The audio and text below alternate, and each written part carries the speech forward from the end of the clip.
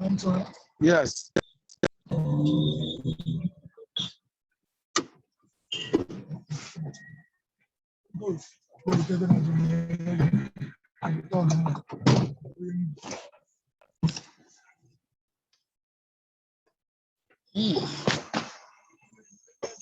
Okay, sorry. Sorry. I better keep quiet. I mean, no.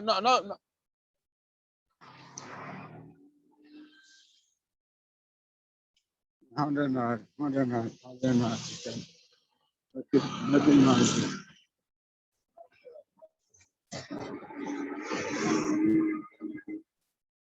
Please, if you know you are not, people start talking again.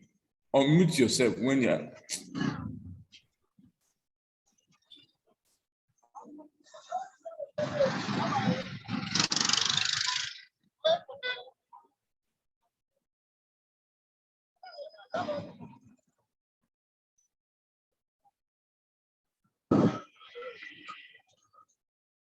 Hello.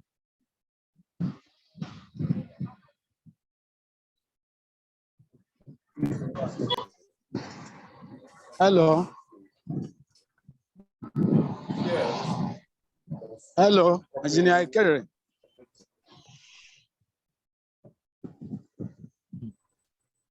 Lecturer, I said, just look at us.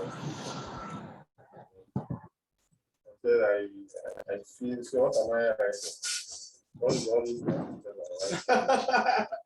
So you feel you not,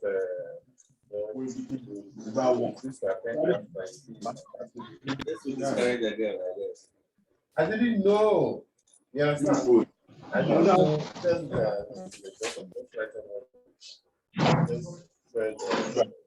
But they do not know.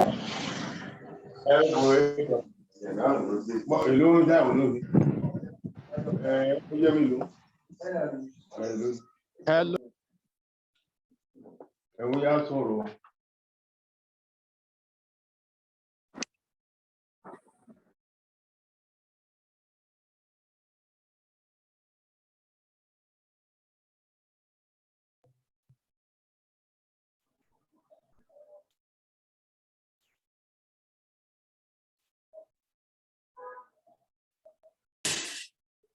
Thank you.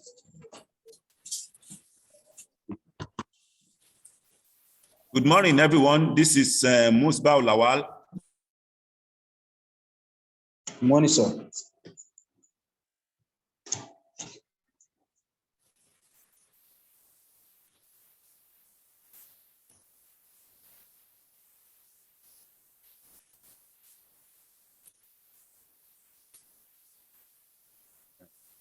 Yeah, I'm just saying that we should now commence with the nimeche anthem, after which we'll hand over to the moderator, engineer Dr. Mrs. Kafaya Kademi.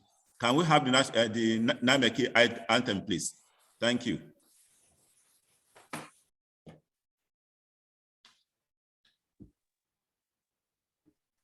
You will all recite it, please, sir. You will all recite it.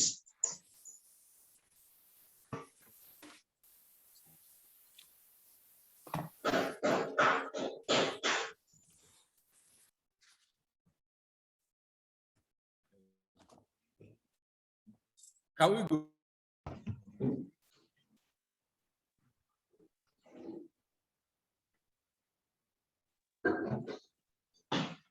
Please, let's recite it, please. Please, let's all recite the nimeche anthem.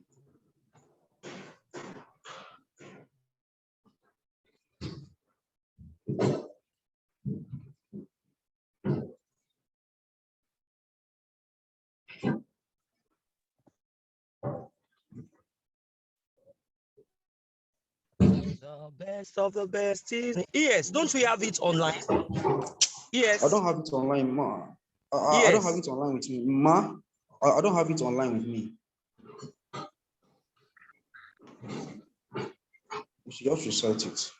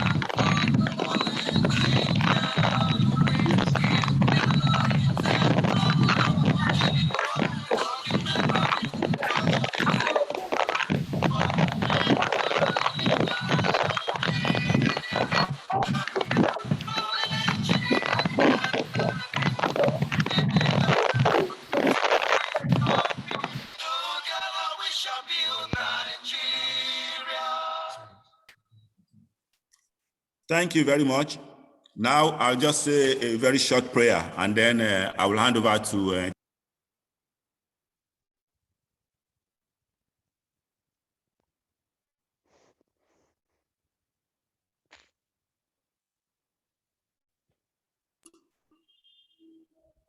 give thanks and praises to him. Amen.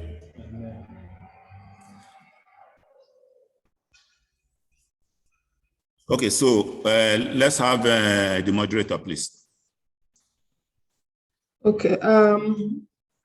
Good morning, Chairman, nimeche Professional Advancement Symposium Series Committee. I would like to announce that I'll be moderating this series, this symposium. So we'll start with a welcome address by the national chairman. But first of all, I would like to establish a protocol. So we welcome the President, Nigerian Society of Engineers, Deputy President, Nigerian Society of Engineers, Vice President present, National Exos, nimeche National Chairman, other national chairpersons present, branch chairpersons or chairmen, as well as our dear students. You are all welcome to this first of its kind, the nimeche Professional Advancement Symposium, the first in the series. And before I continue, I would like to give an opportunity to the chairman for kind of her opening remark, a brief remark by the national chairman. Engineer Dr. Fumilade, over to you, please. Good morning, everyone. I welcome you to this symposium, which is the first in the series for our career advancement program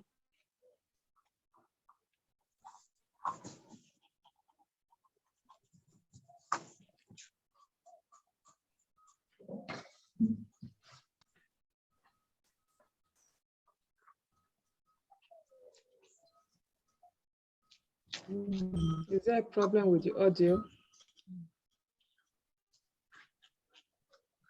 Should be a network. Should be from our ends. Made a bold decision to establish student wing for young mechanical engineers, now known as the National Student Forum. The body was created as a platform to nurture young mechanical engineers from tertiary institutions and advance their professional development under the tutelage of the Nigerian Institution of Mechanical Engineers. We have chapters across the country in various universities, polytechnics, where mechanical engineering is taught. Today, the Nigerian Institution of Mechanical Engineers Forum has organized many activities, from workshops to seminars to project competitions. Many of the young leaders we have produced have become achievers in their chosen fields today.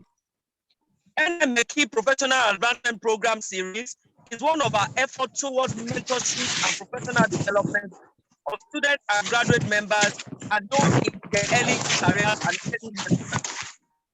Aims to improve and equip you.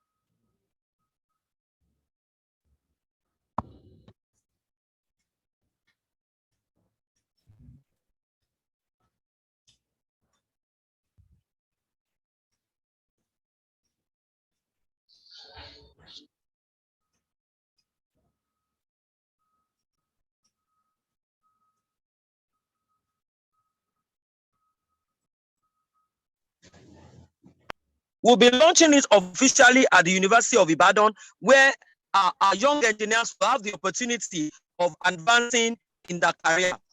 Our speakers have been carefully selected for this morning in order for us to be able to grow in our careers this morning. And therefore, we also have the Deputy President of the Nigerian Society of Engineers that will be coming on board as a role model to speak to some of us this morning. I welcome you on behalf of the Executive of the Nigerian Institution of Mechanical Engineers, the Council, and all membership of the Nigerian Institution of Mechanical Engineers to this program this morning. You are all welcome. Thank you very much.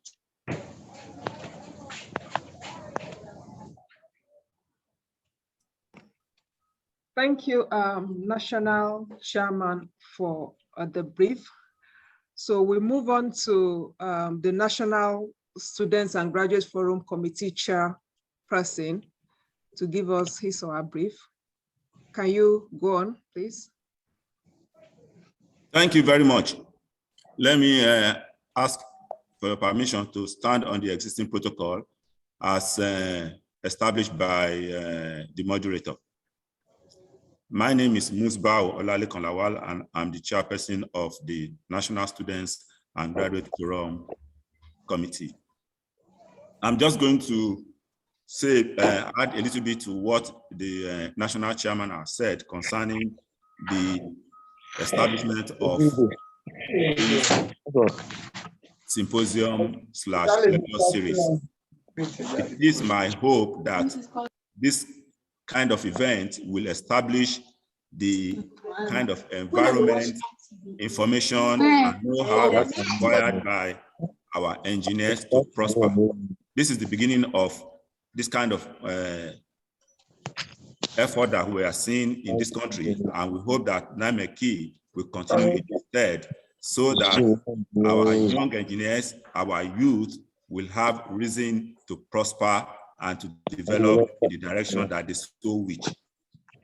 I hope that as time progresses, this kind of event will be established in such a way that it will become talk of the Tuesdays. To thank particularly our speakers who have come from all over the place, from United States, from UK, and they have done so much, put so much effort to make so much sacrifice to be part of this event. And we hope that they will continue to be part of it in future. I thank you very much, and I appreciate the opportunity that you have given engineers of the future in this country. Thank you so much. Thank you, committee chairman, for that brief. The next item on our agenda is a brief by the special guest of honor. That's our Deputy President, Nigerian Society of Engineers. I'm told at some point she would come in. So once she comes in, we would link up with her. And so she could give her brief. And so we'll move on to the next, which is lecture presentation. But before we go to that, a few housekeeping rules, please. Your phones or your laptop should be on mute, please. Once you are not talking, yours should be on mute. At the bottom, we are all familiar on how to use all these online meeting apps. If you want to make a comment, just raise your hand and there's someone coordinating, and then we will pick it up at the appropriate time. So keep your devices on mute once you are not talking or you are not doing any presentation. And then, my dear students, this lecture series or this symposium is going to be beneficial to all of us. I'm also part of it because I know I'm going to benefit a lot. I've looked at the profiles of the speakers. I've seen over 30 years experience. So you can imagine bringing over 30 years experience under 30 minutes for each of the speakers. We may not be able to extract all. I'm sure we would extract a good percentage that will do us good as we build up in our career. So I urge you students to listen carefully, digest the presentations, and once you have questions, just post your question online. There's a coordinator picking up the questions. At the end of the presentations, at the end of the 4 presentations, we will take up your questions. It will be easier if you are directing your question to a particular presenter, so that we'll know the questions to pass to each of the presenters. So make your questions succinct and very clear. Don't write too much language, just make it very straight to the point and clear for everyone to understand.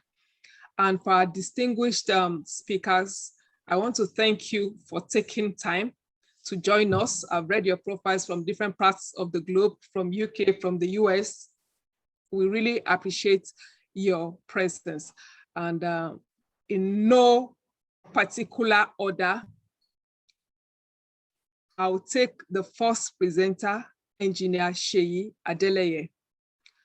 So Engineer Seyi Adeleye is an experienced mechanical engineer. He graduated from the University of Lagos. He also has a master's in business administration from the Heriot-Watt University in Scotland. He has over 30 years experience in oil and gas, covering project delivery, project management, as well as the value chain. When I mean value chain in the oil and gas industry, we used to have upstream, midstream, and downstream. Now it's is being modified. But when we say value chain, it covers upstream, midstream, and downstream. So he has experience across the value chain.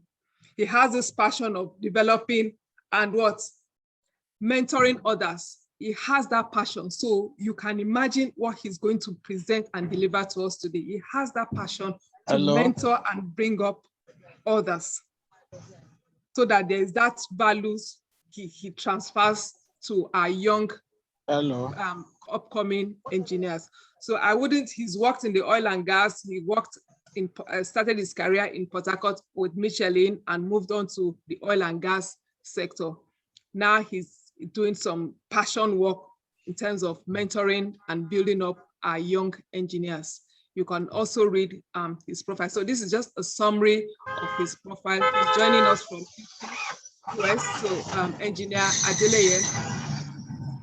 He's also the special assistant to the governor of Oyo State, Engineer Seyi Makinde, on works and transport infrastructure. So Engineer Seyi Adeleye, you are most welcome to nimeche Professional Advancement Series presentation, series number 1.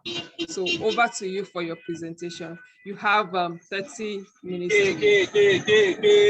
Thank you very much for that. Please mute your microphones if you are not talking. Please mute your microphones. Thank you so much. Engineer Seyi, you are most welcome. Yes, thank you so much for that kind introduction. I was giggling on my seat here. Good day, good morning, good afternoon, good evening, wherever you are in the world and joining this session. My greetings to the fellows and distinguished members of the Nigerian Society of Engineers, students, colleagues, and associates. It's a great honor, special privilege to be in this symposium and to be able to join virtually. Thank you for that. I would like to share my screen.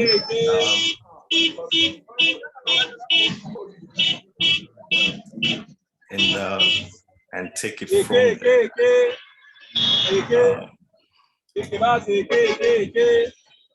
Is that showing up okay?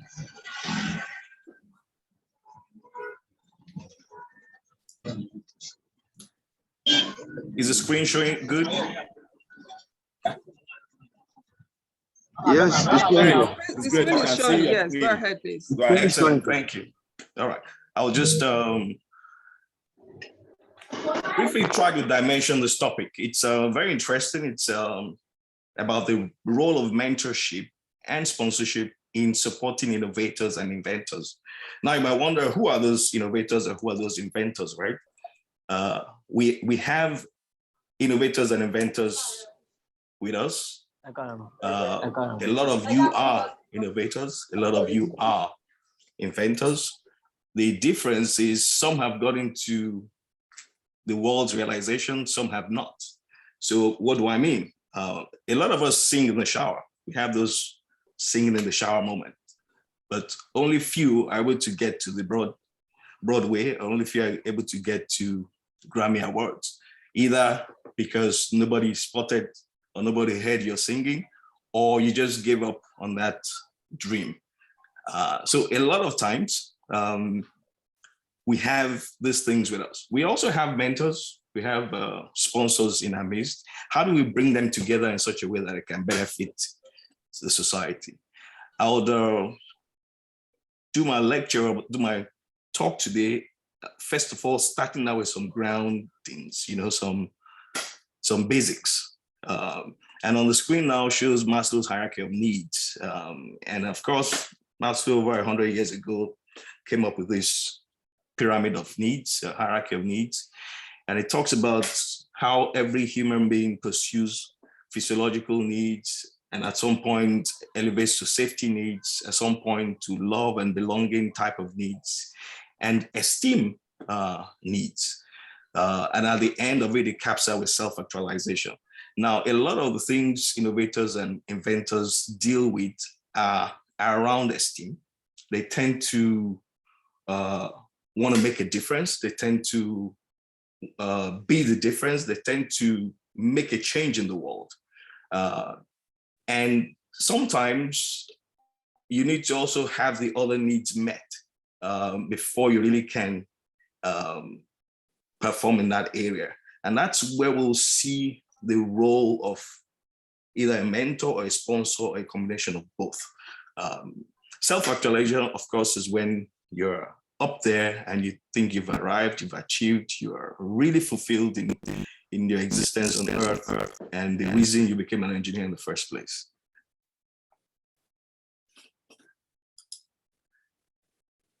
Now, engineers love equations. I hope they still do, but I put this equation here. It's talking particularly about people performance. We know that performance is a function of knowledge, skill, and attitude.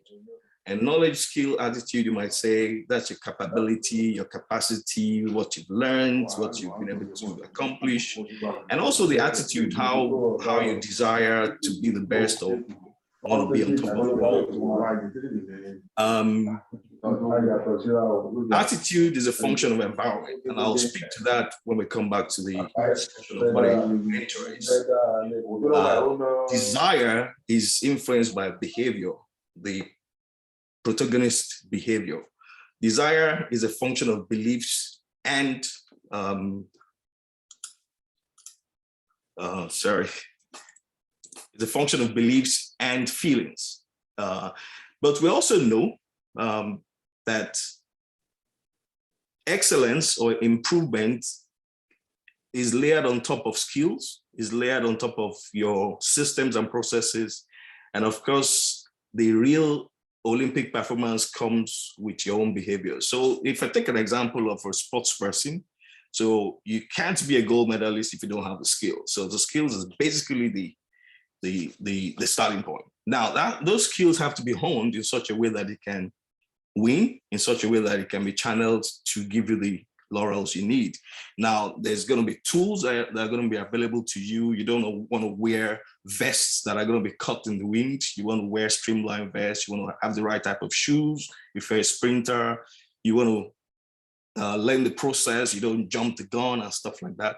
And then your desire, your attitude would also help you clinch the gold medal. So we know those things. We also know that people perform better under different environments. So if you're negatively reinforced, you perform to a certain extent, and after a while you give up. If you're punished, you basically give up. If you're extinguished, like, oh, they don't record your world record, they don't even give you practice time, you give up.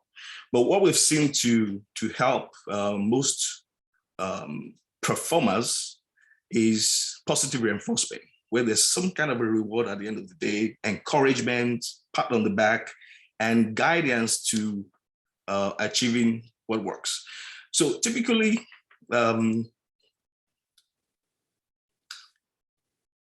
whys, the whats, the which, and when help you reach a destination. So let's assume there's an inventor who comes up with a product, but the product is not great yet, yes? This person needs help. So the vision is to have a great product, to have it out there, maybe make 1 million sales, or even change the world hunger, for example. Now, that's the vision. How do you get about getting to that mission? What kind of mission do you put in place? What's your strategy? What's your execution? And that begins to help you see why some make it, some don't. And what role we can play as mentors or as sponsors, as even onlookers in the process. Now, having laid those groundings and foundational issues, let's talk about me. And I think the only thing to take away from this slide is just the logos and the kind of environment those organizations give to me. I've had the opportunity to build teams, to mentor young people, and to actually be mentored myself, even though informally, but little hand-holding here and there have shaped the way I journeyed in my career.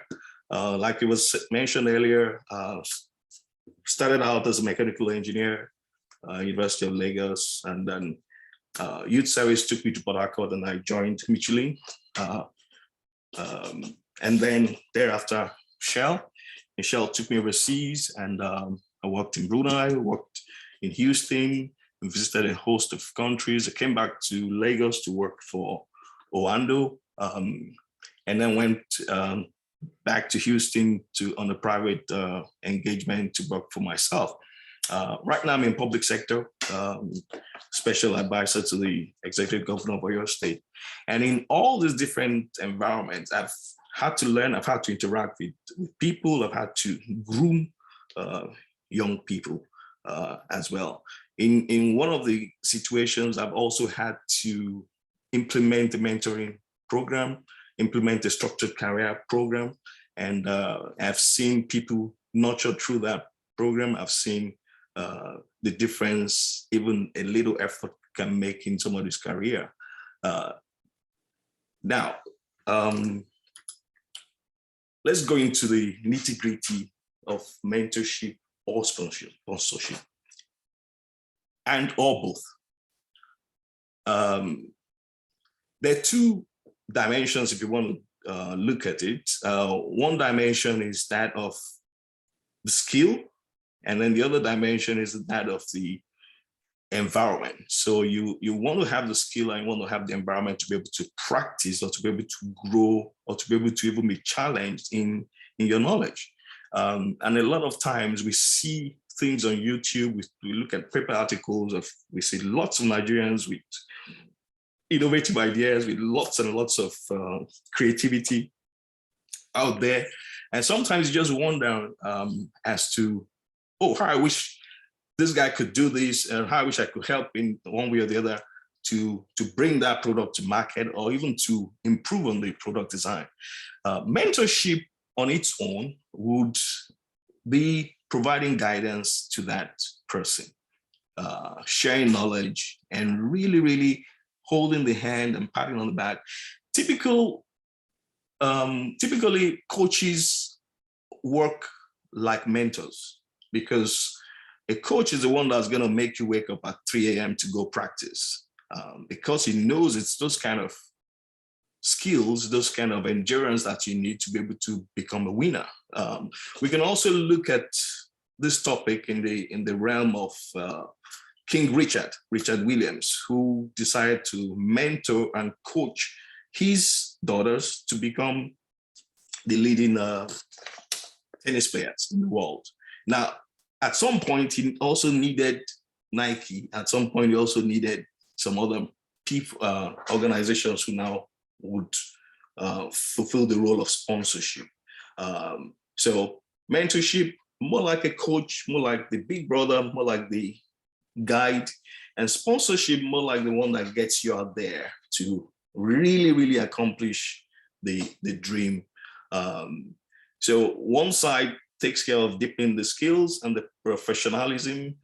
It could be one-on-one, it could be informal, it could be formal, it could be group, face-to-face, all kinds of different ways to kind of guide this person. You usually have a mentor-mentee type relationship. And on the sponsorship side, you'd be really mentoring version 2.0, in the sense that you're all of that, but you're also representing that person, and that person is also branding you in some way. So for example, if I'm sponsoring somebody, if I'm sponsoring an organization, that thing represents me, and I represent that thing in almost everywhere I go. Advocacy, and then having a stake. So sponsors could be group, could be team, could be institutional, could be organizational, could be national, could be international. You know, they provide the room to grow. They provide the ability and the vehicle to propel you. So if you think about a little boy who wants to fly a kite, and then somebody is guiding him how to fly the kite, that guide is the mentor and is providing mentorship to the guide. The type of kites, the skills around even different types of kites, or even the exposure to different events would be the sponsor will be able to provide. And I do recommend, if you've not watched the movie King Richard, it's a very nice coagulation of this topic, and it really speaks to how much we can make a difference, no matter how little we think a difference could be. So sponsorship involves someone directly advocating for you because they believe in your ability and potential. Now, there's no ability and potential if somebody didn't nurture that. If somebody didn't bring it out. And I think you need trust, and you need, how do I put it, a real deep conviction of professionalism in the individual, and that's in this mentorship and sponsorship journey. Okay.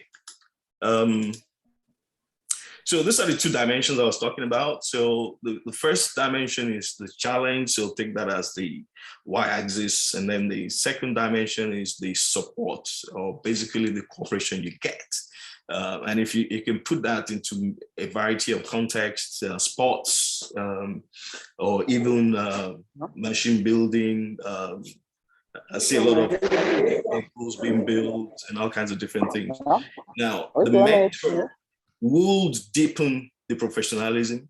The mentor would help guide and bring out the best of that skill, while the sponsor will bring out more of the support. What else do you need? How can we get this to market? Who do we need to talk to? Maybe you need a commercial advisor. Maybe you need to take this additional courses. All kinds of different things that are going to support your ability to achieve your dreams. And I've not kind of limited the dreams to only machine inventions and things like that. But it's instructive to note that even this is not just about money or about time. It's actually going to be a combination of all. And I'm going to show a slide at the end, which is then going to speak to some of what it takes to either work in the role of a mentor or the role of a sponsor. Now, there's one part of it that just works out the best when there's high mentoring, high challenge, and there's high sponsorship or high support. And that's where you really, really want to be. You don't want to be in the apathy zone or in the complacency zone or in the stress zone, because then you're going to burn out quickly and not be able to achieve what you need. So how do we go about this? We know also that successful people tend to want to breed success. So they identify people they try to bring up. Unsuccessful people, because really they don't really know why they are successful and they really can't help any others. So it always appears like they want others to fail. And it might very well be that they do want others to fail, but it's just one of those things where we may not understand what our role is, and we may not actually know that we are turning people off with just our attitude or just our reception of their ideas. Now, ideas are one thing. Being able to grow that idea and nurture into something desirable by others, or even something for yourself, is something that needs time, and it needs you to be patient with the process, understand the direction and the journey, and then be able to get to the goals you need. So it's about handpicking. So even mentors don't just mentor everybody, they kind of handpick. Sponsors don't just sponsor everybody, they sort of kind of see who they will need to sponsor. And sometimes we need to make them see who they need to sponsor. Now, no matter how we look at it, there's always a journey in life that requires, that goes from being aware to knowledgeable to being skilled in it or being expert in it or being the master of it. And in any of those parts of our journey, it's always very important to have somebody who can guide you. So they know the pitfalls, they know the directions, they know where they have been before and what didn't help and what helped, so they can guide. And it's always very useful to also, as the expert, as the fellow, as the chartered engineer, to be able to look back and say, hey, let me pull some of these guys and girls through so that they can also even be better than I am. Now, there are different types of people. There are different types of organizations. The different cultures that we breed. Some people want it to happen. Some people wish it would happen, and others just make it happen. And it's all around the mix of time, money, passion. So I mean, I may wish to sponsor or to encourage our next Olympic medalist, but do I have the money? Oh, but I do have time. But do I have the passion? Am I going to root for that person? Am I going to be cheering on for that person? But as nice as this picture looks, there's some people who are not even on this page. They're just not there. They're not either not interested or not even aware that they could make a difference. We can make a difference in a variety of ways. So just a search on the internet, all kinds of different things being done by Nigerians, drone, aeroplane, electric vehicle, all kinds of different things, you know. So we see it, sometimes it sparks something in us, sometimes it doesn't. And for those that it sparks, what does it spark? Does it spark, oh, let me give you some time, let me give more of my time to this? Does it spark, oh, let me send them some money? Or does it spark, oh, I wish this guy could go through school? Schools are closed. What else can we do? Can we do extramural? Can we do intervention classes? What else can we do to ensure that the skills are right and ensure that the products are reaching the market and being patronized? So there's some governments that say, oh, we're going to buy made in Nigeria, which is very encouraging for the companies because then they can improve their production. They can sell, they can turn things around. And, you know, there's so much we can do. Even organizing this session in the first place, it's a very big step in the right direction. There's some resources out there. There's a National Automotive Design and Development Council. This is being led by a returnee. There's the Nigerian Content Development and Monitoring Board, which is been really critical to some of the turnaround we're seeing in the oil industry. And it's not restricted to the oil industry, it's also in the entire industry.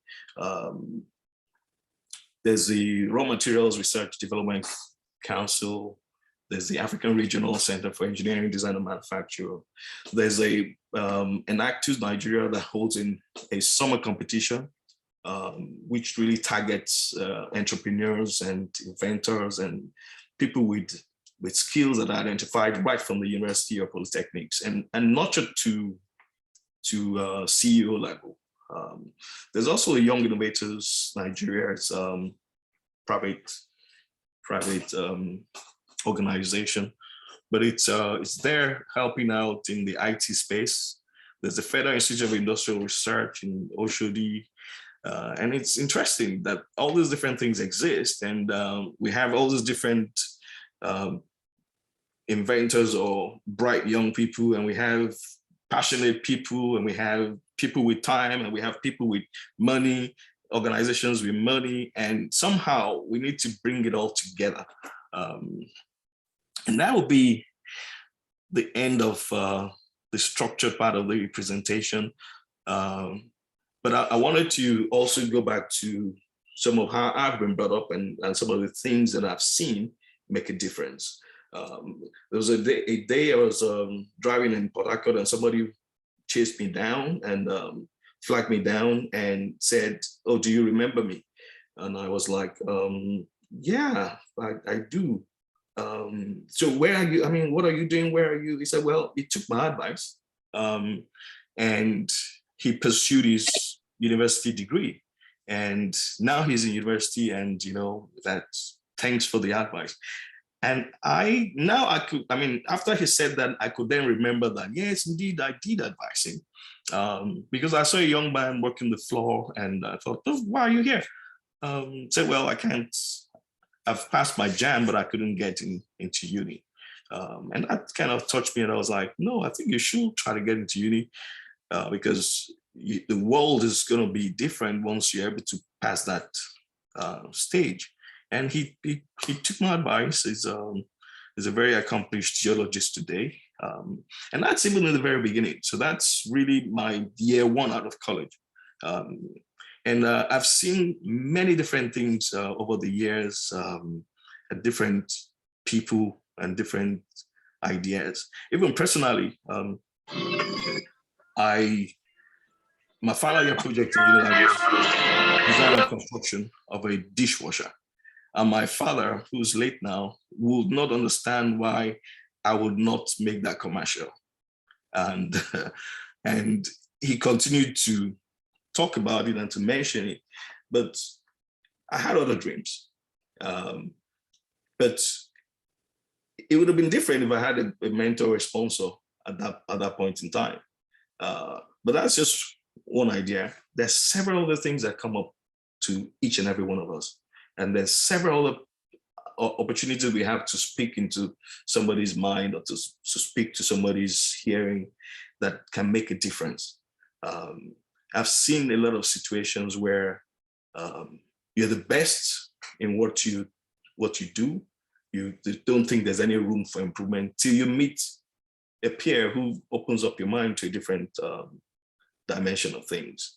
So I would like to close this by saying, distinguished engineers and pupils, this is a great opportunity for us to change how we go forward with innovation and inventions. It's a great opportunity for us to decide what role we want to play. It's also a great opportunity for us to begin to have this at the back of our minds. When you interact with students, when you're in the workplace, who are you nurturing? Who are you bringing up? Who's the next you? And a lot of times we myopically think that this is going to be our child. For those who don't have such children, then it has to be other people's children. But the passion should be around, I need to develop the next generation. And with that, I would like to close. If there are no any questions, please.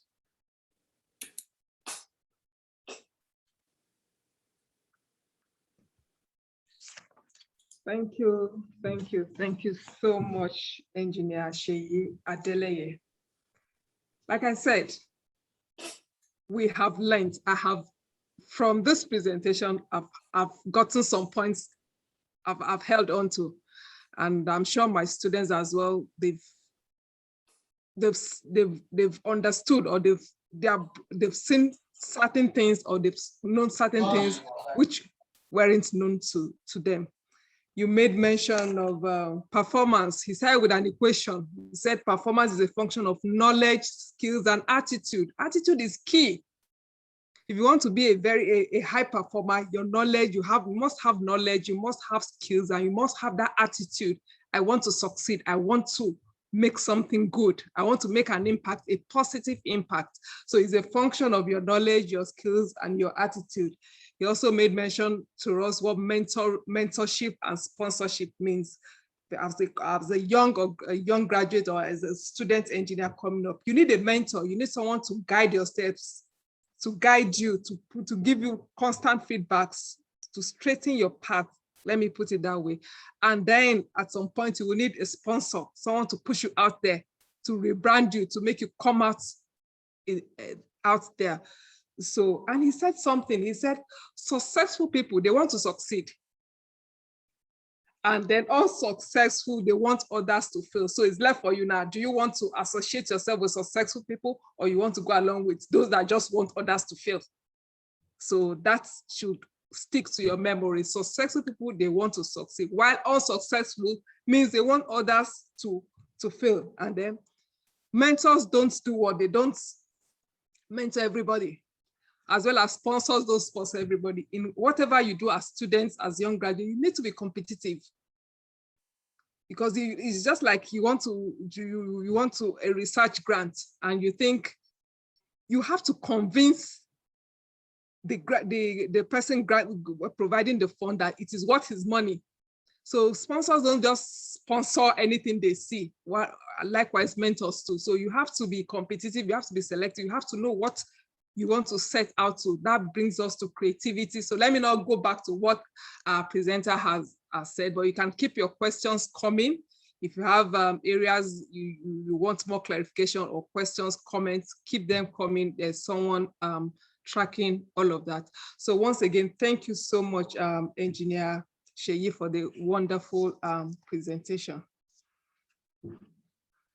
So I'll move on to Engineer Sheyi. We will take the questions at the end of the 4 presentations. I hope that works for you. That works very well, thank you. Thank you very much, yes. So we move on to the next presenter, Dr. Mrs. Nike Folayan. Good afternoon, madam. Good afternoon. Good afternoon. Yeah. Dr. Mrs. Nike Folayan will be talking about shattering the glass ceiling. Yes, ladies. Power of leadership and networking for career advancement. So this is not only mechanical. Dr. Nike Folayan is an electrical engineer, a chartered electronics engineer. She is a technological innovator. So you can see these are seminar series, putting is it the right peg in the right hole? Oh, yes. And then she has been developing control solutions for various railway schemes in the UK, India. She's working, she leads a team of telecommunications engineer in the UK and India, working on various control solutions in the transport sector. And she has worked on a number of projects. I can go on and on. She's a co-founder of the Association of Black and Minority Ethnic Engineers. And then she's a fellow of, a lot has been accomplished by her. I can send her profile, but we just need to cut time. But she will be talking about, talking on power of leadership and networking for career advancement. So Dr. Nike Folayan, please, Folayan rather, can you please go on with your presentation? Thank you. Thank 30 you. minutes. Yes, thank you so much. Thank you so much for the warm welcome, and it's a real privilege to be speaking to you today, and it's a real privilege to have even listened to the previous presentation. You will find that my presentation aligns with some of the things that have been said already, and so I am quite looking forward to just sharing from my experience. I always like to start with, thank you for putting up the slides as well, much appreciated. So my topic is shattering the glass ceiling, the power of leadership and networking for career advancement. So next slide, please. I will be discussing on myself because I do like myself a lot. So I'll tell you a bit about myself and tell you about my own values, which are really important to me. I'll also talk about the glass ceiling and what it means for especially a lot of women within our sector, what that means. I will also share with you the AFB story to illustrate what the power of leadership and networking can do for you, not just for your own personal career advancement, but for others. And I will also touch on the future as I see it. Next slide, please. So yeah, so this is me about, I think that's about 8 years ago. I hope I still look the same, but this was taken for a feature by the Royal Academy of Engineering. And I use this slide as an illustration of what's important to me. Each and every one of us have things that are important to them. And it's important that as an engineer, you have those values at the core of who you are. So my values are about respect, about determination, about collaboration, about passion, about excellence, and about being who I am. And those values have really been important to me in developing my career. So when you think about yourself, when you think about your career, one of the things that you have to start with, a lot of us just go into our career and think, well, it's just a job and whatever, but you have to think about how it aligns to your values, because then that will determine how you progress, that will determine how you act in the workplace, that will determine how you strive for progress and excellence. Can you put it in slideshow, please? Slideshow mode, please.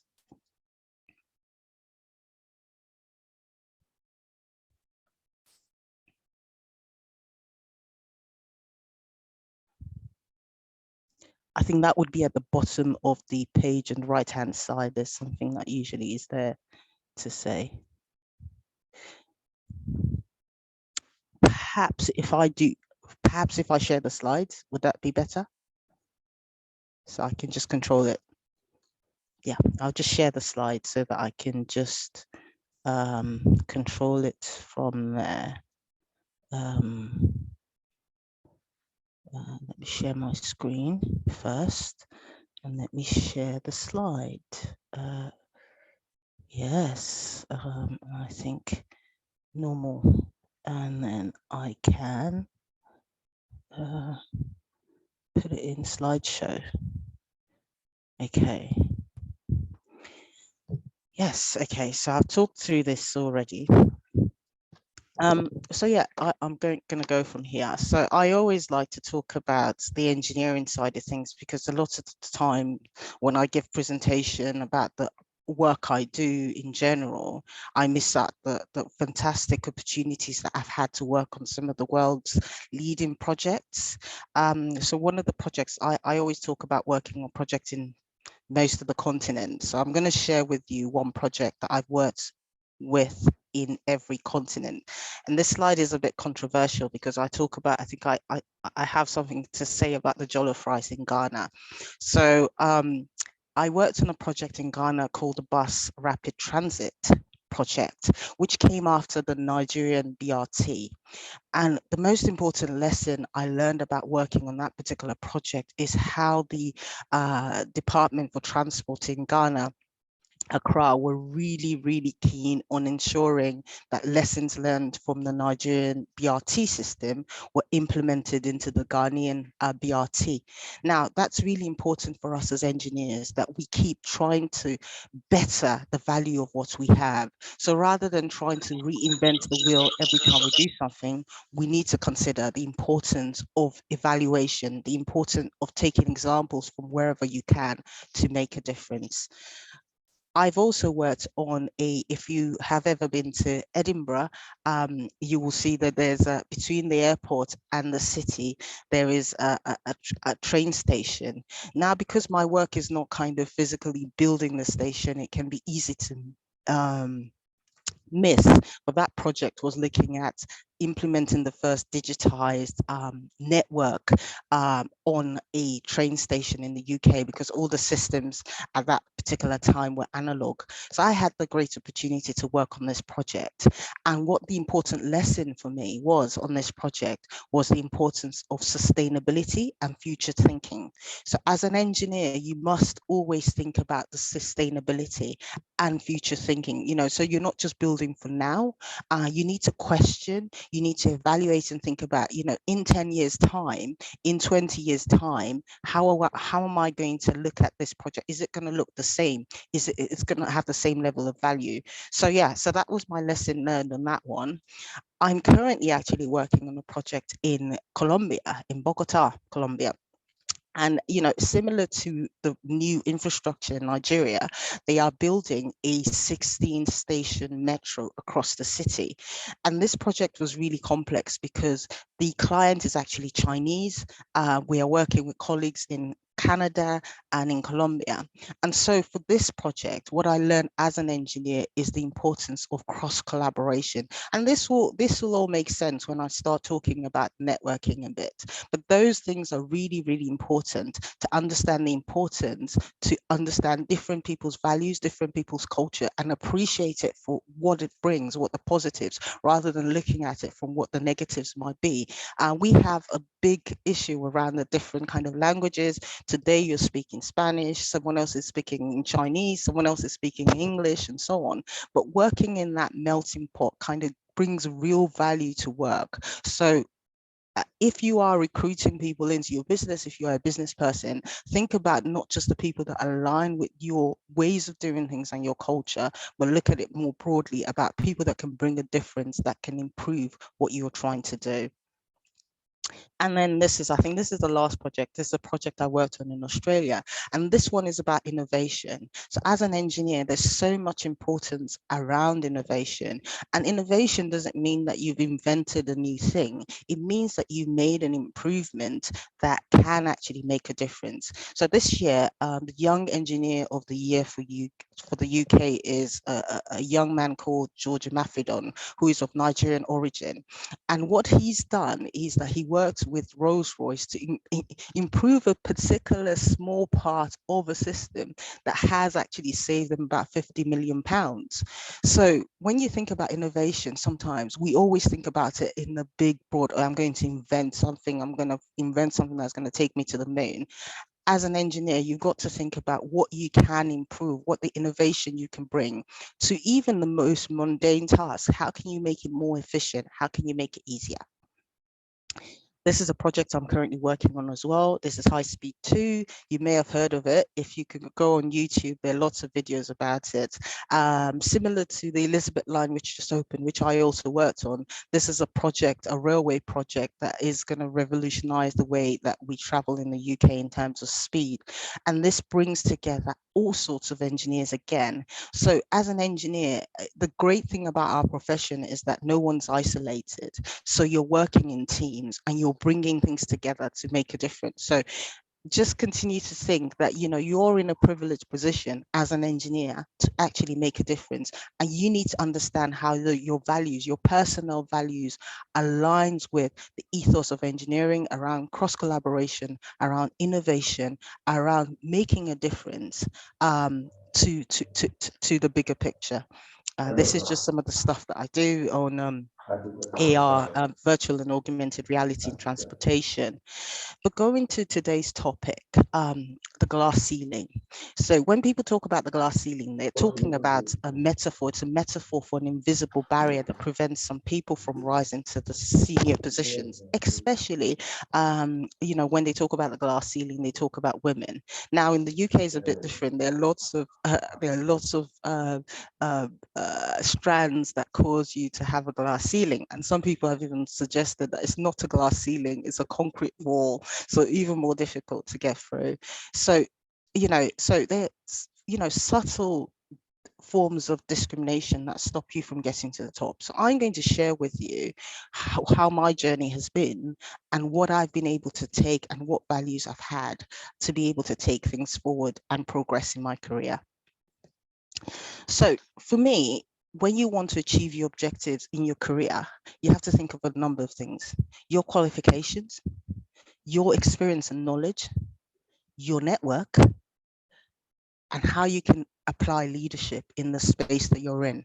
You know, many times when people talk about leadership, they're talking about, oh, you know, you're the leader of a team. You don't have to be a leader of a team to be a leader. The leadership qualities in everybody, and you can take leadership on what scope that you have to make a difference. So what is leadership? For me, leadership is, you know, people talk about it. This, you know, I got this quote from Harvard Business Review where it talks about someone that gets people together, you know, just mundane to direct people to achieve something. But for me, the true measure of a leader is their influence. So sometimes, even in the home, sometimes it's the last child that has the most influence on their parents. So in that sense, they are the leader in that space. So the true measure of leadership and where you can hone your leadership skill is how much you can influence. Networking, on the other hand, involves meeting people, say new people, but sometimes it's not about meeting new people. It's about looking at the people in your circle and how you can network. And you can share your interests, you can share opportunities, you can hone in on your expertise, you can, exchange information, learn from them. And it doesn't matter what level they're at. It doesn't matter whether they're the newest grads that has joined the organization. It doesn't matter whether they're on internship. You can network with all sorts of people and get information, exchange ideas that actually make a difference. As I said, this slide really aligns with the previous speaker. I don't know if you ever think about this, but I always put myself in the middle of this circle and think, who are my sponsors? Who is my mentor? Who are my advocates? Now, your advocates are people that work at the same level as you, generally, people that, you support in the workplace, you support as a student, and they can support you. Those are your advocates. But you need to identify them because you will need them for career development and advancement. Who are your mentors? I always say to people, I have a mentor literally for everything. I have a mentor for cooking. I have a mentor for my son. Someone that's been there, done it, knows what to do. I have a mentor for my work. So when you think about a mentor, don't think about it like, oh, I have this one mentor that I go to for everything, because no one person has everything. There's statistics to show, specifically when it comes to women, that we're over mentored and under-sponsored. So if you're in a position of leadership, consider sponsoring a woman. And when I talk about sponsors, I mean people that will talk about you and will raise your profile when you're not there to speak for yourself. People that will suggest that you are the right person to be talking to, you are the right person to give that opportunity to. So having a good mentor will really improve your influence. And I've talked about the true measure of leadership is influence. So think about all of these things when you think about your career objectives. So how do you broaden your sphere of influence? I always use this, and I'm sure I'm happy to share this just so that you can think about this as you go along. Who are the people you work with directly? Either as a student, who are the people that you directly work with, either in group group tasks or whatever? Think about those people. Then think about the people that work in your organization. So either people that your lecturers. Think about people in that sphere that you have an influence over. If you're in business, think about your clients. And you still have, even as a student, have to think about your industry. What's your sphere? Who knows you within the industry? Who knows you in nimeche? What are you doing to raise your profile, even as a student in that space? And then think about other related industry, because engineers don't work in silos. So think about all of that. So to build these connections and to build your sphere of influence, you need to think about your sphere of influence in relation to your mentors, your sponsors, your advocates. Those are really important things to think about. And those are things that people don't really do because we're too busy working. Those are really important if you're going to build your career.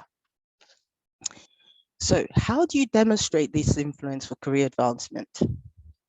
If you're in an organization, what do you know about your organization? Are you just working in that space that they've given you? Or do you know what your organization, what your organization is planning to do next? How are you raising awareness and promotion of your organization? Are you just on LinkedIn talking about Tiwa Savage? Or are you there kind of raising the profile on the expertise and the areas that you're good at? So think about things like that. Think about your networks. Are you building your network? Or are you just happy with where you are? Those things actually make such a difference to career advancement. And then there's a trust bit. Who trusts you to deliver? Are you building a trust relationship with anyone? Those things are really important because it will determine how much support you get. Some people don't need to ask for mentors. People just find them that they're really working hard and want to mentor them and want to support them. Are you building any trust relationships? So here's an example of how I've been able to use the work that I do outside of my technical role to build a relationship and to build influence and to build leadership. So back in 2007, the Prime Minister of the UK said Black culture was responsible for crime. And also the Royal Academy of Engineering said ambassadors were needed to promote ethnic minorities in engineering. And I remember having a chat with my brother Ollie, who's also on the call here, and we were talking about how, you know, we were probably in the wrong profession if our whole community was responsible for all of the crime in the UK. And that's when we thought we use the power of influence to start to make a difference. So the first thing we did was we sent an email out to 50 of our friends and we said, you know, what are you doing in your local community? How are you helping people? What have you done recently? Do you know anyone in leadership that looks anything like you? And that's how the organization began. Our very first meeting had only 5 people in attendance, and it was in my brother Ollie's flat and in Croydon, and it was 2 of us and 3 other people. But thinking about it, we had 5 people, and that could have discouraged us, and we could have thought, this is not a good idea. No one's really interested, even though they said on email that they were. But what we did is we continue to work at it. We continue to build influence. We continue to talk to people. We continue to reach out. We continue to go into network opportunities. If we heard there was an event somewhere, we will turn up there to say, this is what we're doing. Do you want to be part of us? Now that network that started with 5 members has 2,500 engineers across the UK and across the world. We also have 65 company members that have joined us to promote the message that engineering is not just for a particular type of person. Engineering is for everyone, for every background. There are only 9% of engineers from ethnic minority backgrounds in the UK, or as we recently call them, global majority groups. So as you can see, the networks that we built, the influence that we had, has had to make a difference. And because of that, we've been able to develop programs that help people along their career journey, starting from primary schools, where we have a program called Making Engineering Hot, and in Scotland, Next Gen, to promote engineering to young people, considering careers in engineering, to transition, where we help people to get employment, to real projects where we have technical sessions where young people learn about different topics within engineering, to all sorts of things like mentoring, and even looking at leadership at the top of organizations and trying to challenge the status quo. Where are people that are interested in this field? Give us the opportunity to be leaders. This is just a slide that tells you what's happening in the UK in terms of our young people starting out really interested in science, because as a community, we love science and we love technology and we love engineering and we love maths. But after graduating from university, it's sometimes really hard to get a job for all sorts of reasons, including discrimination. And that is what AFB has been for 15 years, challenging and making a difference. And we are starting to see returns on this. So this brings me to the slide where I say, this is what our influence and networking has generated. We have over 65 members that are part of the AFB family, including Mercedes F1. And we've served on so many committees as an organizations with the UK government and the Scottish government consult us for different issues and different matters. And think about it, it started from 2 people having an idea of making a difference. So what I'm saying to you is, you don't need a big, sometimes it's not about the big infrastructure to make a difference. It's about you thinking about your values, thinking about the influence you have, and starting to do something to make that difference, to make that step change. Because the engineers that we need for the future must be creative, must have the knowledge, but must prioritize societal needs. So what are the societal needs in your community that you can prioritize? And how can you use your creativity, your knowledge, your analytical skills to make a difference? So the future is ours. I love this picture because it's from the future's Wakanda. The future is ours. We can make a difference regardless of what anyone says. And you don't have to wait until you graduate. You don't have to wait until you're the super duper engineer that has everything in place. You can start to think about how you, in your space, can start to make a difference. Thank you.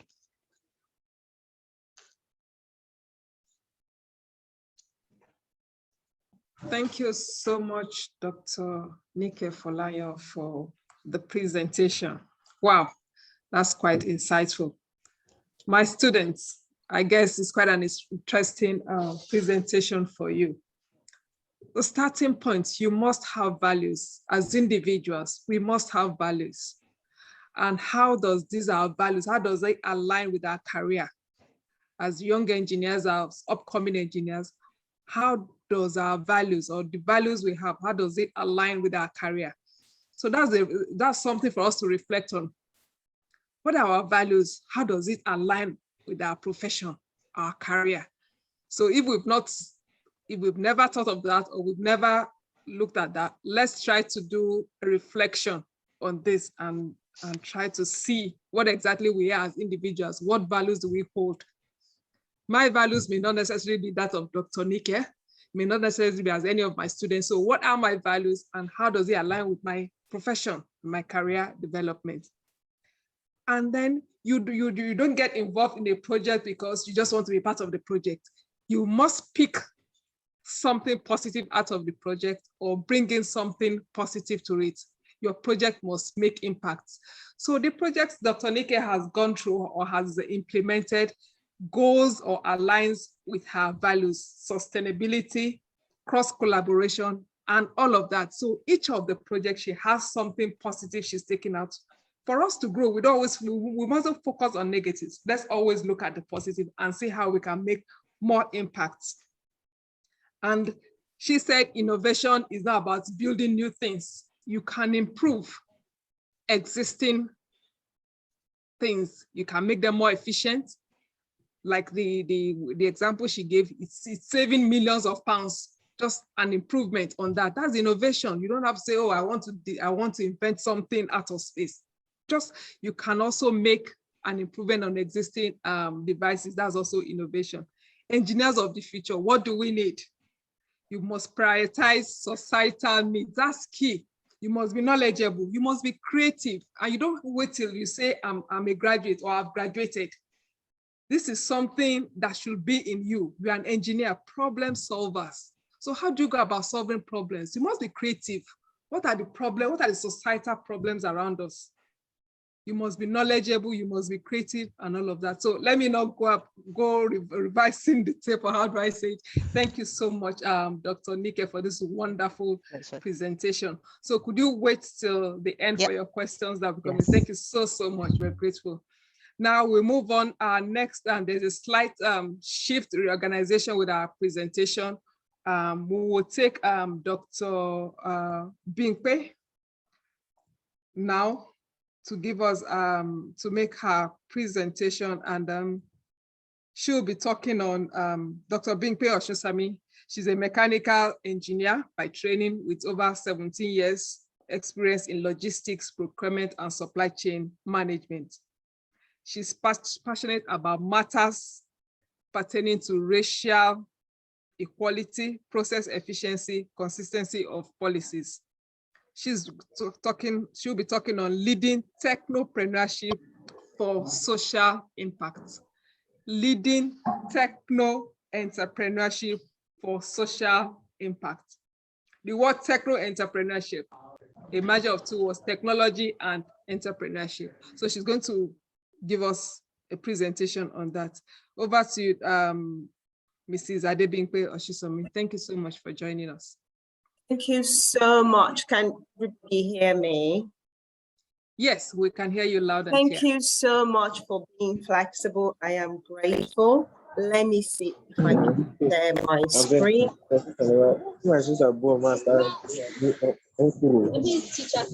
Okay.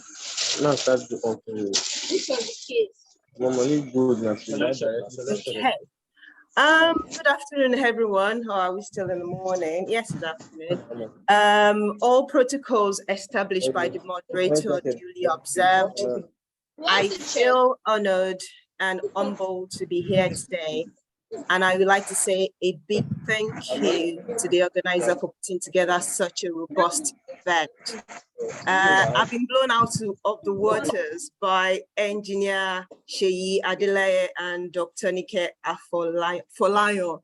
I don't think I have anything else to say apart from how to pronounce my topic.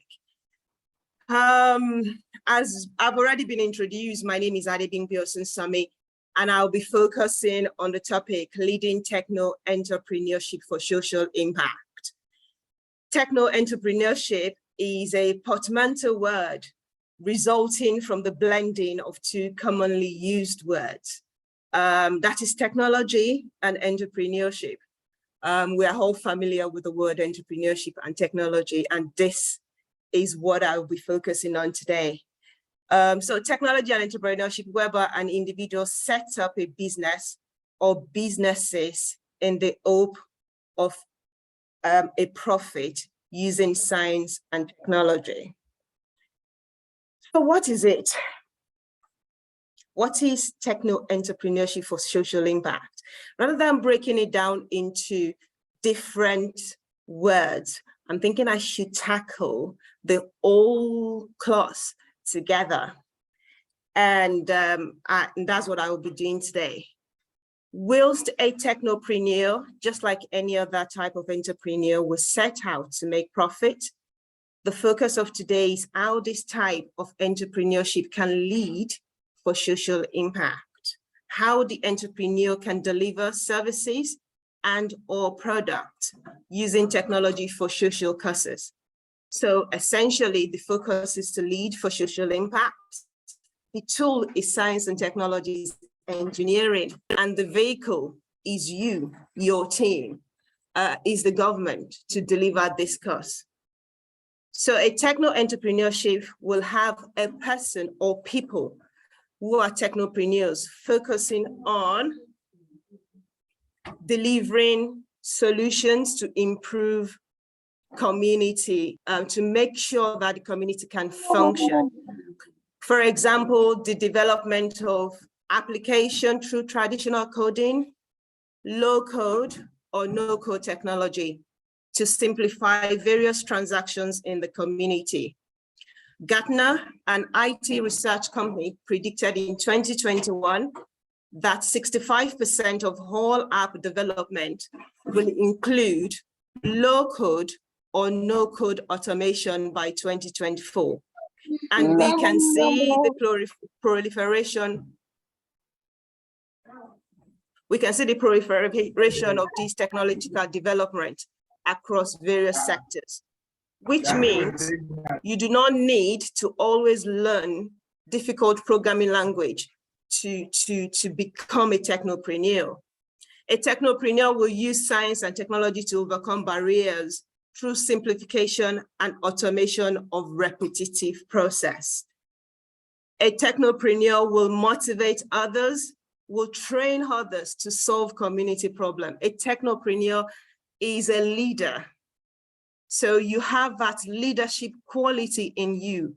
And as mechanical engineers, for you to go into mechanical engineering, that means you have leadership potential to work together with everybody to deliver on products, to deliver on services that will ensure the work, whatever you want to do, is easy to be done.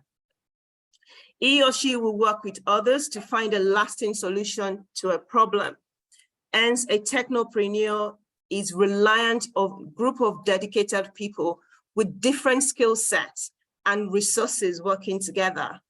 You heard about Dr. Nike talking about our working within a team to deliver on HS2, to deliver on other products and services, to make sure that Black engineers can be employed within the UK. So she didn't do it by herself. Even though she started with 5 people, she had to work with those 5 people that are driven, that have got the vision to change the narrative in the country. Please know that you do not need to be a super savvy tech enthusiast to be a technopreneur, and you cannot afford to work alone. A technopreneur who wants to lead for social impact, we focus more on improving social benefits and less so on the potential profit from the business, appreciating the fact that many notable technopreneurs became quite rich before making social impact. I would like to mention at this junction that even though I'm focusing on individuals because I'm addressing students, I'm addressing professionals here within a community, it is important to know that leading techno entrepreneurship for social impact is easier with the government taking the lead, or from major collaborations between large organizations with sufficient resources to drive necessary change. A notable example that I would like to give at this junction is the United Nations Development Program, UNDP, initiated techno entrepreneurship for social change between its Sri Lankan arm and working with various international organizations based in Sri Lanka, including key youth organizations, to build national priorities placed on strengthening the entrepreneurship ecosystem with the use of technology amongst the youth. The intention of this program was to develop techno-entrepreneurial skills for Sri Lankan youth to contribute towards the 2030 agenda for sustainable development in the country. I will talk later about the 17 United Nations Sustainable Development Goals to make sure that we live in an equitable world. So, why we all reflect on the idea of a technopreneur with the intention of making social impact, I think it is important to talk about renowned individuals who have set out to solve societal problems using technologies in our lifetime. Most, if not all of us, have used and are still using the solutions brought about by these innovators. So you can see their names, notable technopreneurs in the world and in Nigeria. So we've got Bill Gates. He's Microsoft founder. He changed the world through technological innovation, keen business strategy, aggressive business tactics. He made lots of money, donated to charities, and set up initiatives to ensure many people become tech savvy. His legacy will definitely outlive him. Another person that I would like to mention is Steve Jobs. He's dead now. He's another technopreneur who prioritized users' experience. So simplification was at the core of what he did, and sophistication over complex maneuvering of personal computers, ensuring Mac computers are intuitive, easy to use, have less glitches, crashes less, and froze less. Some of us, or many of us, are old enough to know the first generation Nokia 3310, the Motorola phone with big antenna. Steve's invention made these competitors to rethink the use case of a mobile phone. And these days, mobile phones are slicker. There have been lots of improvement. Another person is Jeff Bezos, who is the Amazon founder. He noticed the growth of the internet. He saw that there was a potential in the space called the internet in 1993 and started an online bookstore. Amazon was supposed to be a bookstore. And since then till date, you know how that platform has evolved to include other stuff. Our customer service is at the core of what Amazon provides. He's a technopreneur. Other people that I would like to that listed on my slide are Elon Musk, Garrett Camp, and Mark Zuckerberg. Not forgetting the individual that we're using, that I'm using the medium to communicate with you this afternoon. That is Eric Yuan, who is the inventor of Zoom. On the home front in Nigeria, we have Bosun Tijani. So this is not just far away from us. We have people of similar heritage, people that are Nigerian born, that were trained, engineers that were trained in Nigeria that are doing similar things. Is a co-creation hub founder with an innovation, which is an innovation center for accelerating the application of social capital and technology for economic prosperity. The hub that he has provided is a one-stop shop for useful resources about startup funding, innovation support, research and development to improve social capital.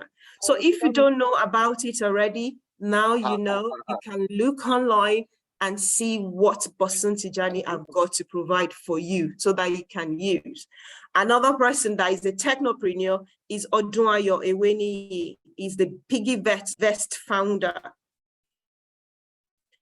Is the first online savings and investment app in West Africa. It was recently launched in 2016. The final person I would like to mention in the space, in technopreneur space in Africa, in Nigeria in particular, is Chika Majibuko. Is Greymate Care, that's the name of the company. Africa's pioneer of artificial intelligence powered home care platform. Home care, where it was a solution to a problem that happened in her family. She struggled to find care for a particular person, and she felt, okay, this shouldn't be so. How can I make sure that it can easily access care? And that's what she's done.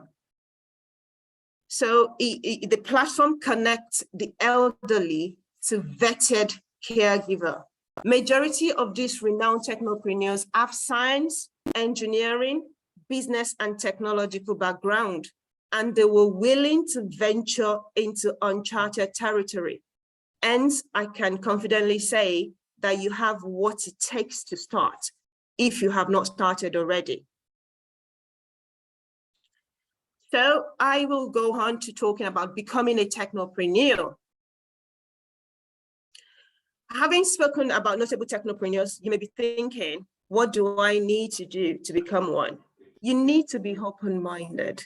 You need to know your values. What are your values? You need to be flexible and with appetite to learn and change where necessary. As such, I would consider you think about the following. You conduct a gap analysis. What is lacking? What is missing? What is missing in your community that you need to provide solution for? And you look at yourself. What are the skills that I need to deliver effectively, not to do wishy-washy job, to make sure that I can deliver world standard solution to a problem, even though I'm based in a village in Nigeria, even though I'm based in a village in Ghana, what can I do to make sure that I'm not limited by my geographical location? The skills and the resources available to you. So you need to understand, yes, while you are dreaming big, you also need to be realistic. That what is the reality of life? What is available to you around you? Where there are gaps, what solution can you bring to the community by doing your homework? And who are the subject matter experts? You don't know all things. You need to consult with others to understand what they know and how you can bring those things and use what they know to deliver what you want to do. You need to build relevant professional network so you can draw upon their experience and expertise. Like Engineer Sheyi Adeleye said, they said, you need to have a mentor. You need to have a mentor and a sponsor. When I listening to them, I was thinking, oh yes, they are talking about a bit of my presentation.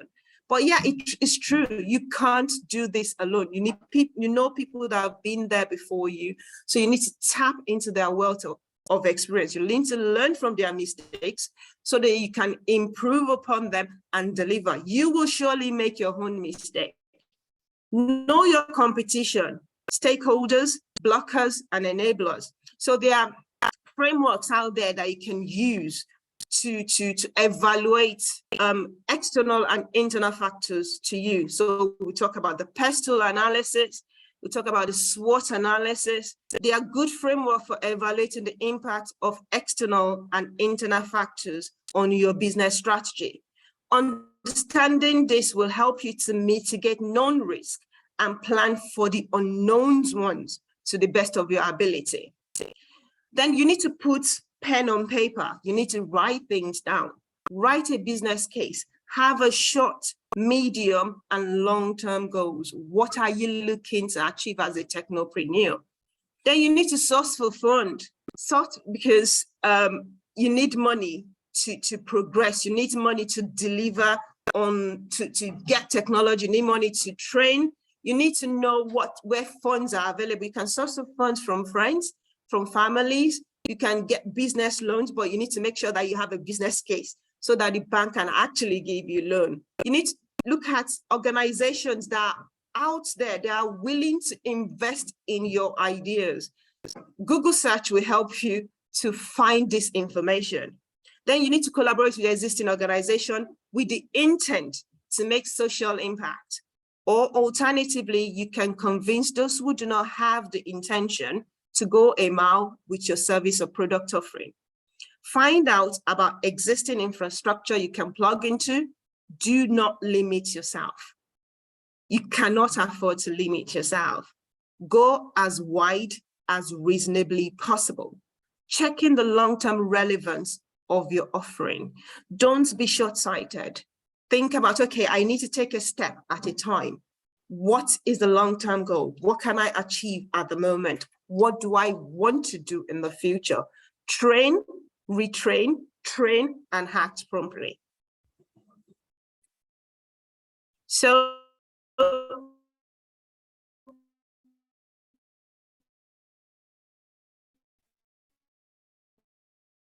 one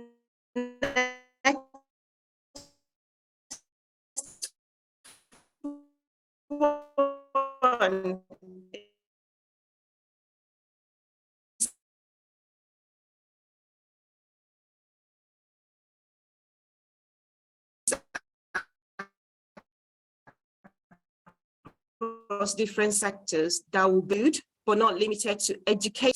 So the marginalized example can be orphaned with no families, girls, women, and disabled, internally displaced citizens because of war, famine, or disease. A recent publication by the World Bank Group titled Nigerian Development Update, that's as recent as June 2022, detailed how important it is to invest in adolescent girls to diffuse the Nigerian demographic imbalance, in that the number of those working outnumber the old and the dependent. Poverty, low prevalence, and demand for modern contraception and lack of quality secondary school and job market opportunities contribute to high teenage pregnancy rates. So think about solutions to that. You don't need to be a woman to think about a solution to that. How can I make sure that those girls are educated? What technology can I provide to them? Maybe they are doing petty trading, maybe they are into art, maybe they are into even educating people around them, even doing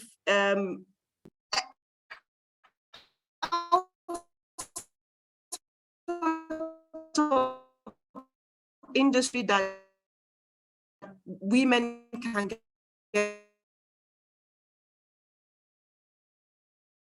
involved.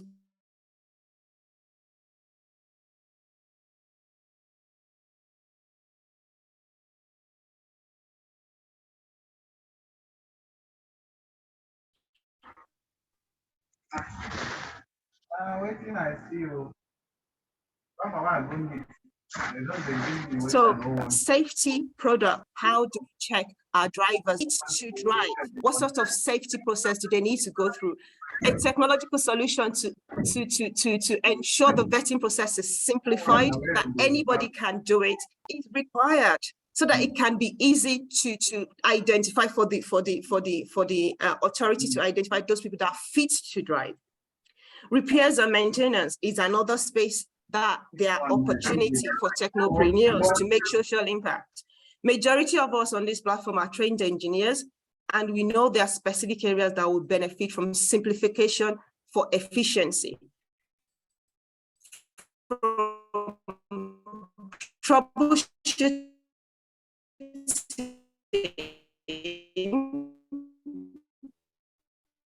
to diagnosis and repairs. We are aware of take your car to a mechanic.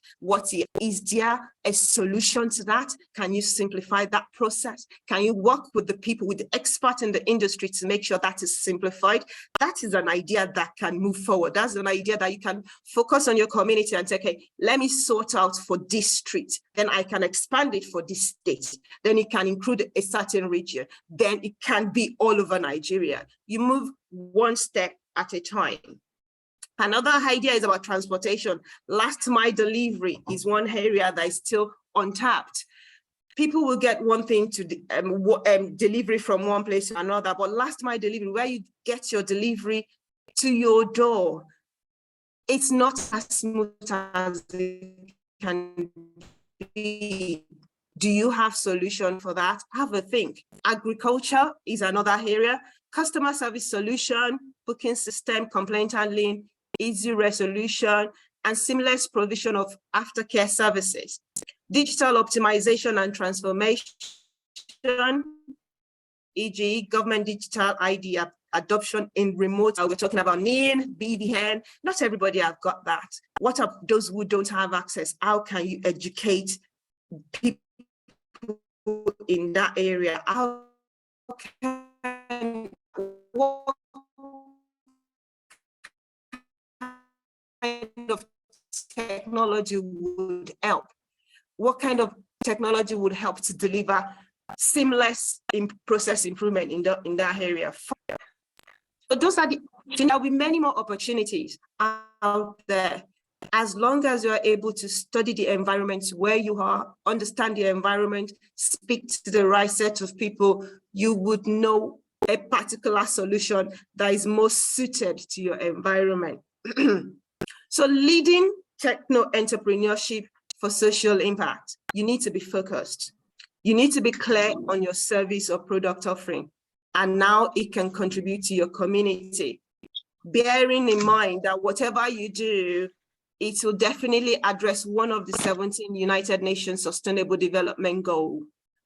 This United Nations Sustainable Development Goal was adopted by all the United Nations members in 2015 and provides a shared blueprint for peace and prosperity for people and planet now and in the future. So there's a blueprint out there that you can align your goal to, so that when you even want to source for fund, you can build your business case around that to say, okay, what I'm focusing on as a technopreneur aligns with no poverty, aligns with good health and well-being, aligns with quality education, so that whoever is going to fund that knows that this person is clear as to what he or she wants to deliver.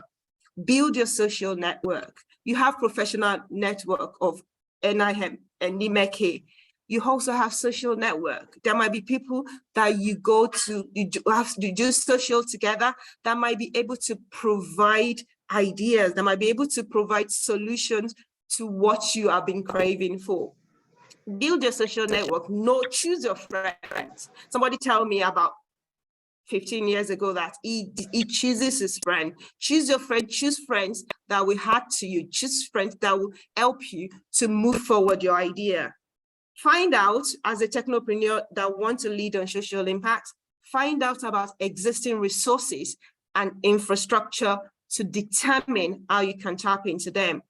Find out about grant and funding available for your ideas. Where you live, there might be funding available that you don't know of, so that you're not struggling to get money. Maybe money is an issue.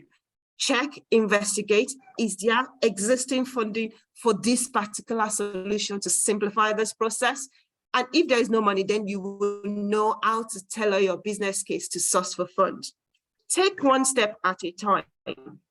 Try and get it right the first time, bearing in mind that mistakes are inevitable. Learn and improve from mistakes. Keep evolving with the needs of your venture. Remember the social media platform, High Five. I don't know how many of us know high5.com. It had the same vision as Facebook. However, Facebook is here and high5.com isn't. So it's important to evolve, it's important to grow, it's important not to think that you know it all, it's important that you are always one step ahead. You're always one step ahead in understanding what is required as a technopreneur.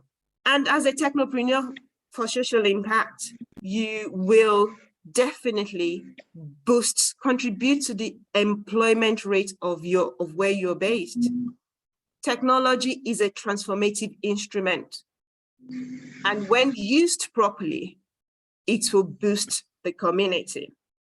So last bit that I would like to talk about is useful sources of information. I've mentioned about United Nations Development Program.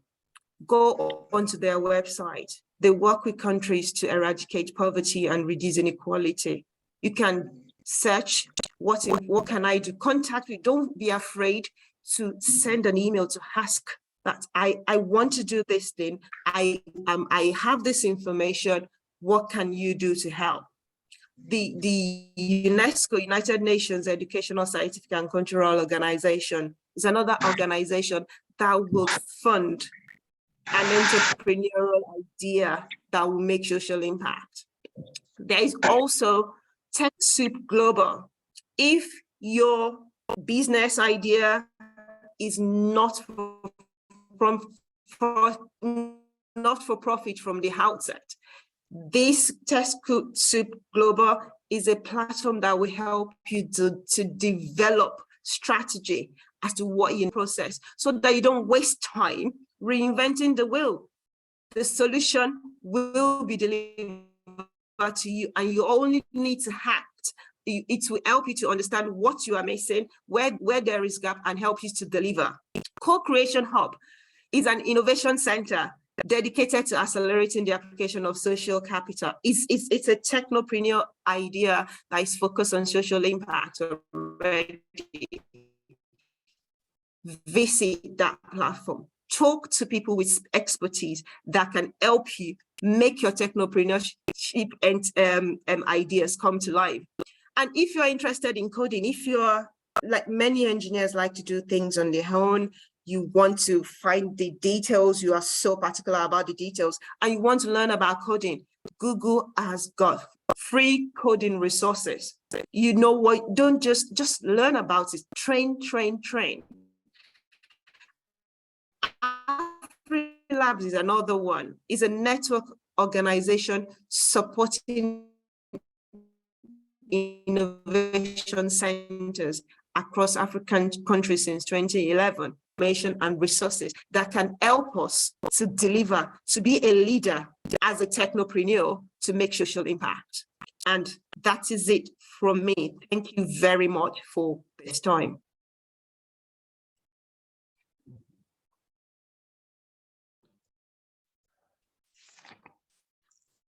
Thank you so much, Mrs. Bimpe Oshusomi, for that insightful presentation on techno entrepreneurship for social impact. Wow. Now, to recap her presentation in few lines, she said, a techno entrepreneur is someone that uses science and technology to overcome barriers.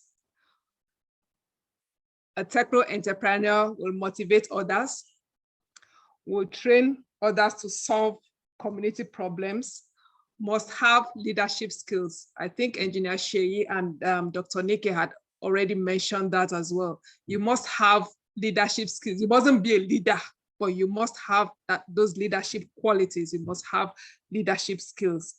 Becoming an entrepreneur simply means, to me, becoming an engineer of the future, except you add the business and investment component to it. Do not limit yourself. That's from Mrs. Bimpe Oshusomi. And then how do you become a techno entrepreneur? how do you become a techno entrepreneur? You must be focused, you must build a social network, you must know existing infrastructure and all of that. So thank you so much, Mrs. Bimpe Oshisomi, for that wonderful presentation. I'm told you wouldn't be able to stay till the end of the presentation, right? No. Yeah, okay. because I'll be driving shortly. So I can answer question, maybe typing question. I will be able to address all questions posed later on. But I'll drive in shortly. I'm really sorry about this.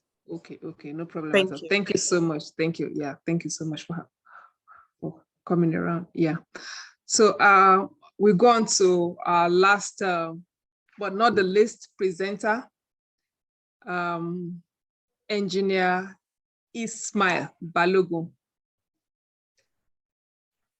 Engineer Ismail Balogun is an industrial stroke mechanical engineer. He has worked in Italy, Germany, UK, China. So we're talking of a global practical, let me put it that way, global practical engineer. He's bringing us global experience now. He founded Balbos UK and Nigeria, which focuses on providing advanced engineering solutions to industries, targeting automotive industry, defense industry, food and drinks, and as well as oil and gas. He has now resigned and is into full-time volunteering, if I may say so. He's volunteering with STEM Learning in UK, APWEM, Association of Professional Women Engineers. So can we now call on Engineer Ismail Balogun to give us his presentation on building transformation leaders in the digital age. Should be transformational leaders in the digital age. Engineer Ismail Balogun, good afternoon from Nigeria. Good afternoon. Good afternoon. Thank you so much. I thank you for having me with you guys. It's an honor, and I consider it a privilege to be in the midst of everyone here. Thank you so much. Am I going to share my own screen, or the moderator will be sharing my presentation? Yes, sir. Go ahead, sir. Okay. So if I could share the screen, I will go ahead straight away. Give me a second.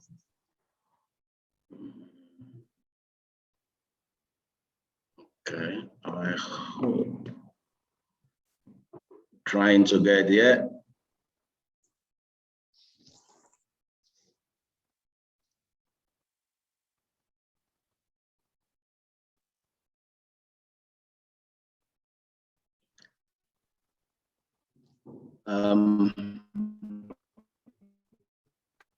Can you see my screen now?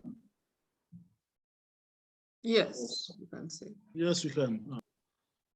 Can you see my screen? Yes, we can. So I'm not going to.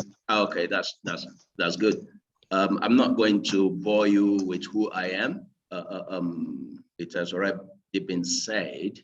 My name is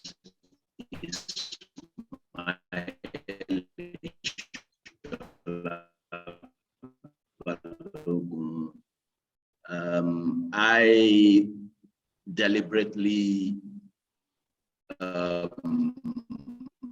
took up engineering as a career because I wanted, as a kid, I wanted to be people in Lagos we say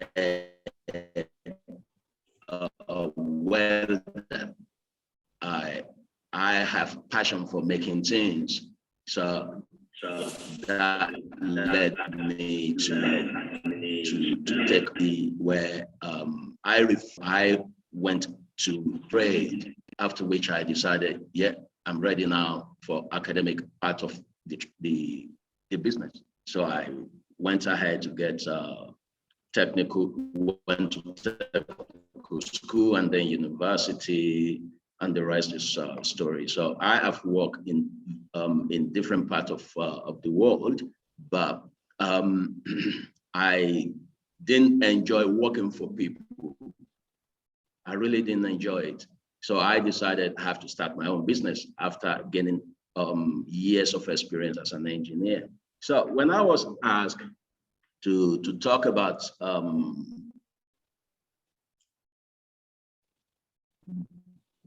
building transformation leader in digital era, is to look at this. The best way is to use myself as an example case study. And for me, one of the engineers and scientists have always admired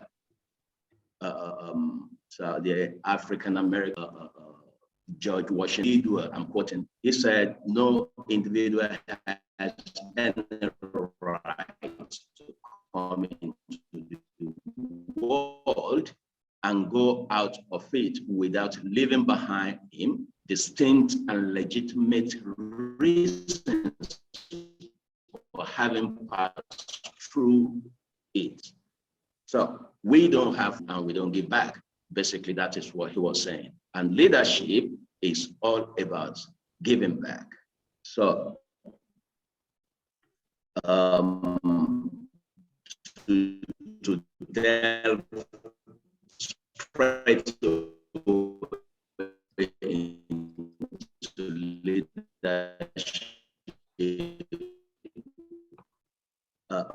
will be ideal to look at the economic.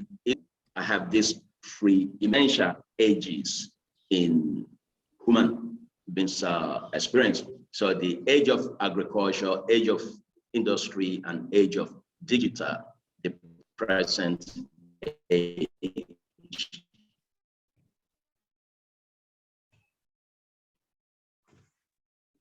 And I would link that to management and the type of management. Age of agriculture was pretty much about me providing food for myself and my family and people in my community. Pretty much like dictatorship, I would say, because you just have to do it. If you don't do it, I will punish you. Now, we evolve from age of agriculture to age of industry. And a good example is the image there in the middle of the screen, which is basically Ford factory.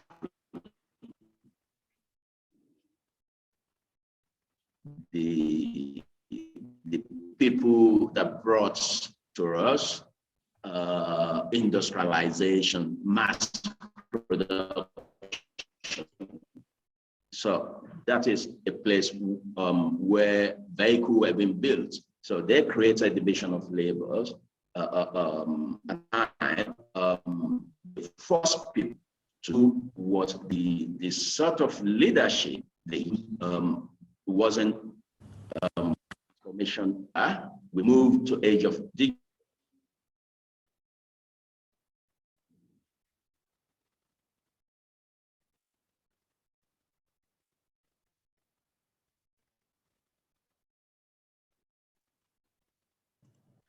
Apology, I lost connection. Hello. Okay.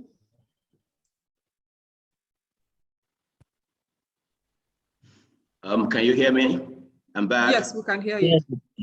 We can hear you now. Yeah. Yeah, back on now, sir. Yes, we can hear you now, sir. Yeah, I'm really sorry. I'm in Nigeria and our factory. I'm here to build our factory. So the network is really horrible. Please bear with me if if you don't see me all of a sudden. So I will try to be as quick as possible. So as I was saying, so I was talking about age of digital, and you could see what there is actually bulbous work of digital. So where we program and design and build the plan for the robot, and then we simulate it. After simulation, we allow the robot to operate the press. So you don't need input of any human.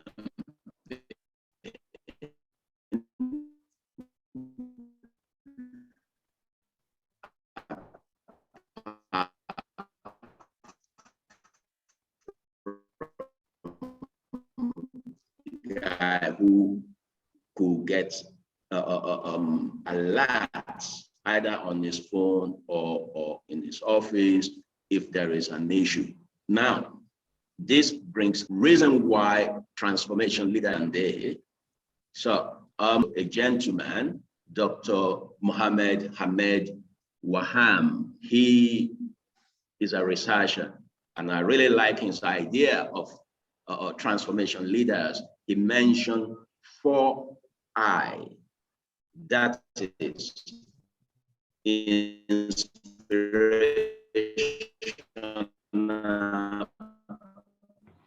motivation, idealized influence, intellectual simulation. Now, to break it down, a leader should be someone who can motivate and encourage other people to embrace his vision without forcing them. A leader should be someone who can be a role model through behavior.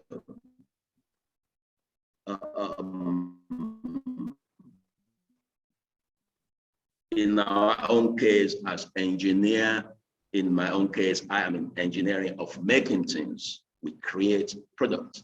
So a leader, he doesn't have to be expert on basic understanding of the subject, and then he will be able to encourage others. So he will lead by example. And also intellectual stimulation. Never kill ideas of a member of your team or a colleague, because when you encourage people to come up with a creative idea, that will show how good you are as a transformational leader. Then you should be able to consider people on individual cases. Never put people together and say, well, they're rubbish people, you're not good, you're not good. No, you should be able, if someone is wrong, ideally, you want to take him aside and tell him where he is wrong, but you should tell him why he is wrong. You can't just blame people. Said that, I would like to touch briefly on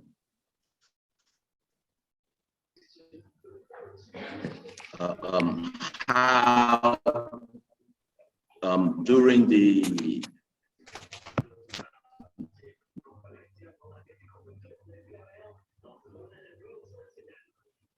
we are still in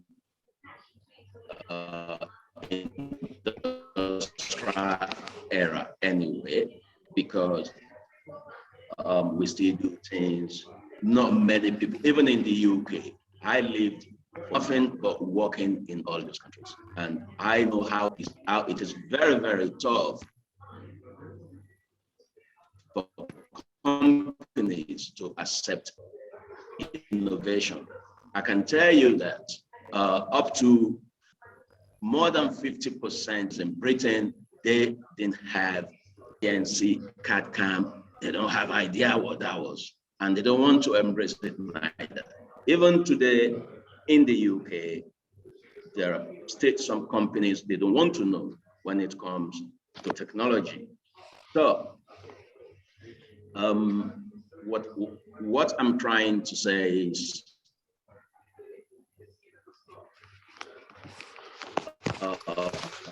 being a transformation leader should on your employee or your collaborators. Now, if I move straight ahead to one I feel is described pretty much industrial age management approach. As you can see this slide, which I borrowed from Samba, he broke it into a very simple way to understand. Now, in industrial age, which I would insist we're still doing it today, we have organization, and then we have big man, or the big madam at the top, and he or she will be giving order to another 2 or 3. So we have this hierarchy, and that really is where industrial age management works. And the mindset is all about, I keep it to myself. There should be a secret the other guys shouldn't know, because I want to be the best. So I will keep it to myself. And then you have the big man at the top. He would look at, okay, if you've performed very well, I will compensate you. And if compensation doesn't work, then he will be forceful. You're scared, you're going to lose your job.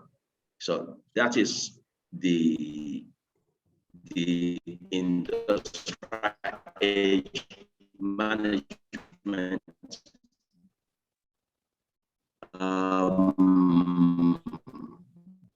method. And in fact, it failed many companies. I was working in Torino, in Italy. I remember one of our customers, of my employer, the customer was Olivetti.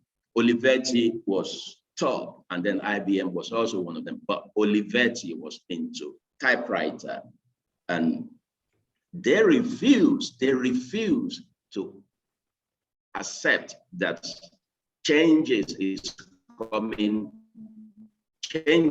are coming, and they're supposed to change with the time.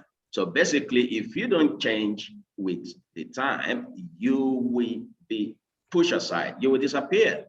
So, and it's still happening today with some companies, some industry.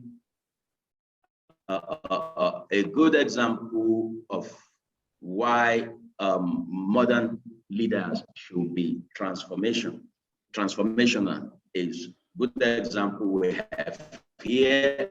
What you see on your left-hand screen is a cylinder at it's what it does, displacement of force. So push, that will allow you to push whatever to the left or right, up and down. Now, that is the old school. The one on the right-hand side is still actuator, but it is controlled by technology. So you can link this to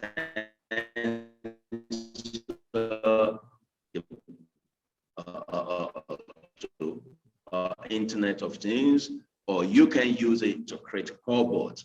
Basically, it's just the arm, left to right, go down, pick an item, and you as human being, you can just put your hand in front, stop it, and it will stop. So, and the image in the middle is basically digital twin, allow you to see what's going on in the industry.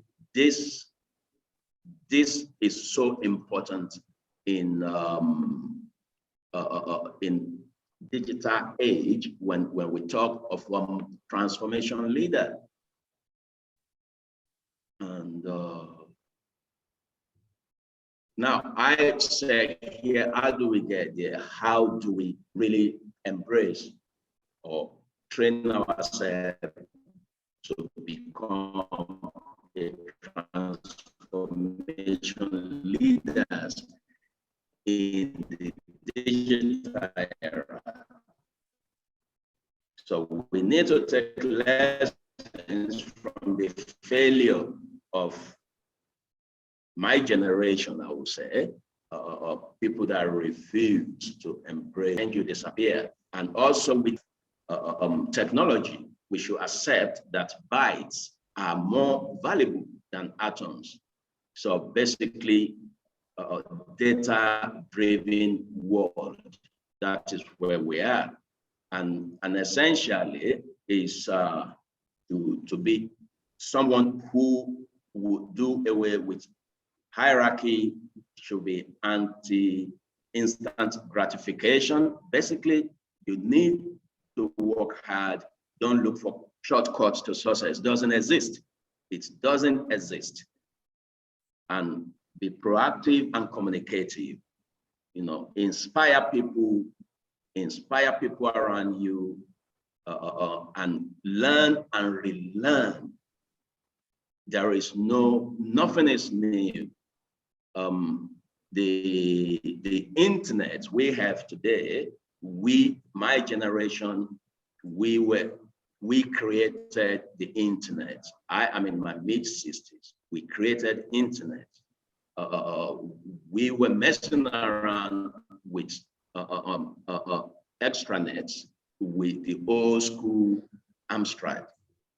So be influential and gain authority through positive behavior. Build and empower people. Allow people to be creative, support them. And lastly, I can only say thank you, and I hope I was able to explain one or two things to everyone. Thank you so much. Thank you. Thank you so much, Engineer Ismail Balogun, for your presentation. Though we had issues at the initial part of the presentation. So thank you once again. Takeaway points from this presentation now is that the new age management. Please, can you all put your microphones on mute, please? Microphones on mute, please. For you to be a transformational leader, 4 things you must be able to possess: have inspirational motivation. You must be able to motivate and persuade others. You must be able to idealize influence. You must be an intellectual stimulation for others, and you must have individualized consideration. So those are 4 I's of a transformational leader. Okay, and then here, Engineer Ismail talked about the management method, industrial age management method, which says it's no more existing. That has to do with organization, mindset, attention, and tactics. It's been replaced by a more modern, let me use that word, a more modern industrial management process, which involves no hierarchy. There's proactive communication. You can interact, understand the market, build and empower your employees. Thank you so much, Engineer Ismail Balogun. Based on that, I think I can see most of the questions sent online through the chat has been responded to. So I don't know if we have any hands up so that we take the question and answer sessions. I still want to thank our participants for your presenters for your patience up to this time. Thank you so much. So I would go through to see if there are hands up for other questions, because I can see the questions sent by text has been answered. So Hello. Yes. Hello, good afternoon, doctor. Good afternoon. I'm Engineer Ibrahim D. Manu from Zaria chapter, Nimeche. Okay, good afternoon, you're welcome. Thank you very much for this organization of this training and then these seminars. I would like to ask that and plead that you kindly help us with all the presentation slides as well as the recordings, if possible, for our more internal consumption, please. That is duly noted. Thank you. And then, are there going to be certificates for participants? Okay. Yeah. Okay. Sorry, please. I was just, yeah. And then thank you very much. It's nice seeing your face again for a very long time since the investiture of the national chairman. That was last year in June. Thank you so much. Yes, ma. Thank you very much, Doctor. Thank you, and thanks for participating and attending. Yeah. All right. So we actually skipped an item. That's item 5 on the agenda, which is to be briefed by the special guest of honor. I've just been informed that the special guest of honor is around now, so please, participants, let's mute our microphones. Let's mute our microphones, please. Thank you. So can we have our special guest of honor in the person of Deputy President, Nigerian Society of Engineers, to give us a brief remark in the person of Engineer Margaret Oguntala, FNSC. Good afternoon, ma.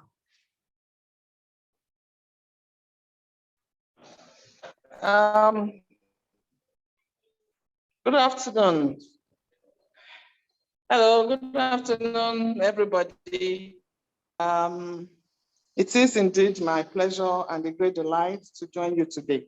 Sorry, I've been in and out of the program because I'm representing the president at a physical event in Victoria Island.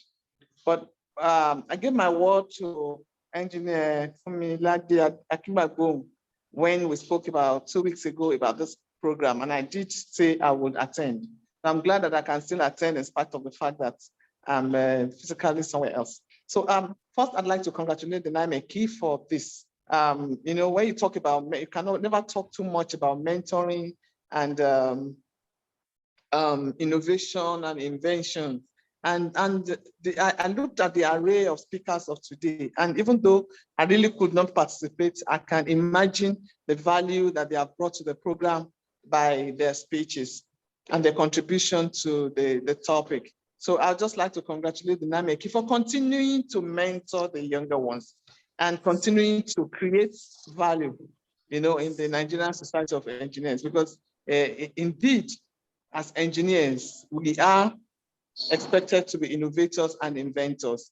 And when you take this to the younger generation and you mentor them about it, and then I think we will do a lot better than we are doing now in the nearest future. So I want to congratulate the nimeche, and I'd also like to congratulate the speakers of today. The lady who spoke about shattering the glass ceiling, you know, I'm sure, again, I regret the fact that I wasn't able to listen in on the discussions, but I'm sure that she has done justice to the topic. So thank you very much for this invitation. I hope that the participants have taken advantage, you know, of this these erudite speakers. I mean, to listen and take notes and ensure that going forward, we imbibe the spirit of innovation and invention. Thank you very much. Thank you, Deputy President, for your brief, and thank you for making time to be part of our symposium. Thank you so much. Thank you. Thank you. Yeah. All right. We'll still give room for more contribution, comments, and questions for the next couple of minutes, and then we close up. Do we still have more comments, questions coming in? Do we have more questions, comments?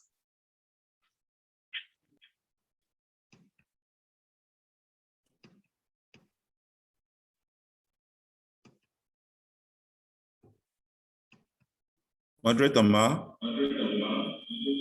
can I just make a comment? It's not a question, really. Please go ahead. Well, I must commend the efforts that have been made so far, especially by our erudite speakers. I must confess at this point that my eyes are clearly open now. Well, at the beginning of this event, many weeks ago, when the idea was thrown out by the national chairman, it was pretty blurry to me. It's really much clearer to me now. And I must say that I commend the efforts that have been made by everyone that has been involved in ensuring that this event gets to this point. However, I must say that foundation has been laid. And I see the future that this program will go much bigger than this. It will go beyond a national event and will probably become a worldwide event. Most participants today are probably youth, students, engineers, and young professional engineers. Well, the future is yours. You're going to be people that will run nimeche in no distance time. And the ball is in your court to sustain these efforts. I must say again, the foundation is laid and building on it will be your responsibility. I want to particularly thank the speakers.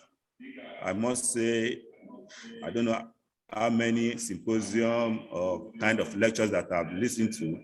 This has surpassed all the past ones.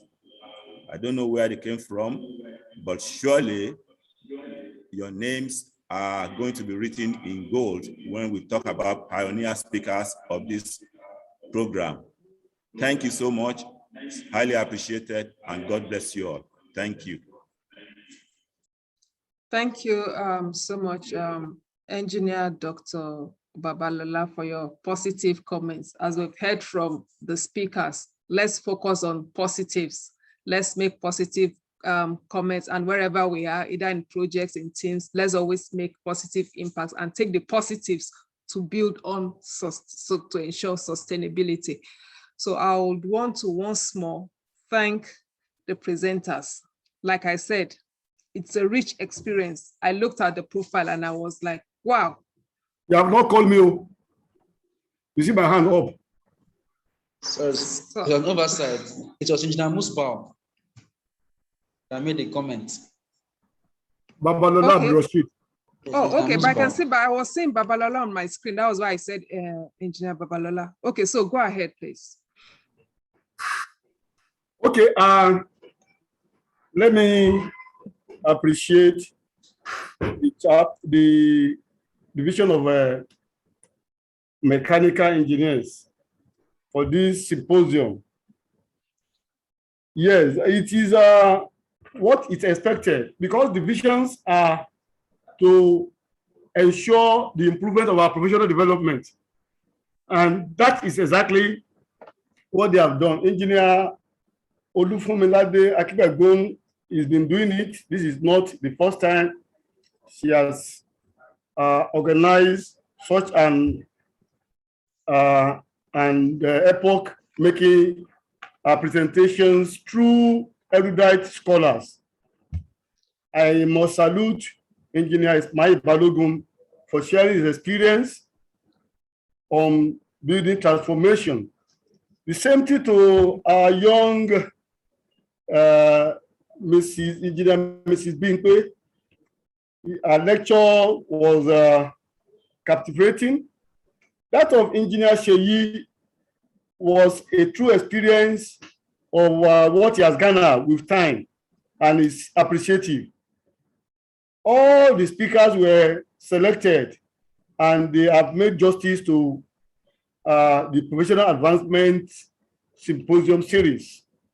I congratulate the Institution of Mechanical Engineers. They have done very well.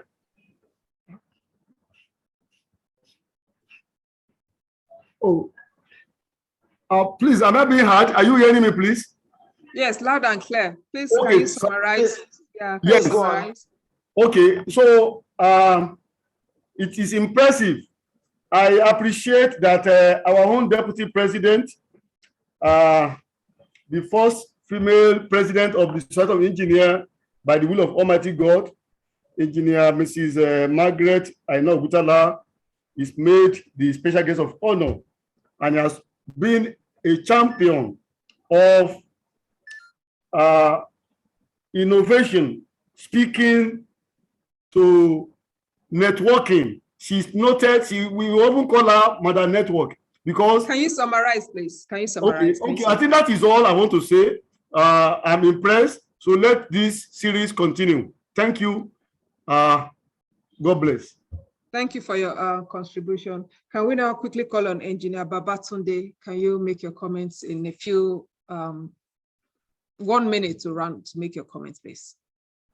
Engineer Ajayi Babatunde. I can see you raising your hand. Yes. Yeah, please go ahead. 1 minute. Good afternoon. All right, thank you, ma'am. I just want to thank the host of this great, precious— I don't know how to express how I'm happy today, because this is my first time of attending this kind of lectures. I want to thank you so much. I really gained a lot today. May God continue to lift you up. And this our great institution of mechanical engineer. May God be with it. May we not, as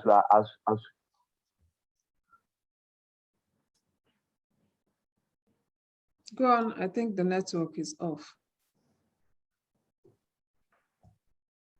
Hello, Engineer Ajayi. Ma, can you hear me, ma? Yes, go ahead. Go ahead. All right, that is all I want to say. I just want to thank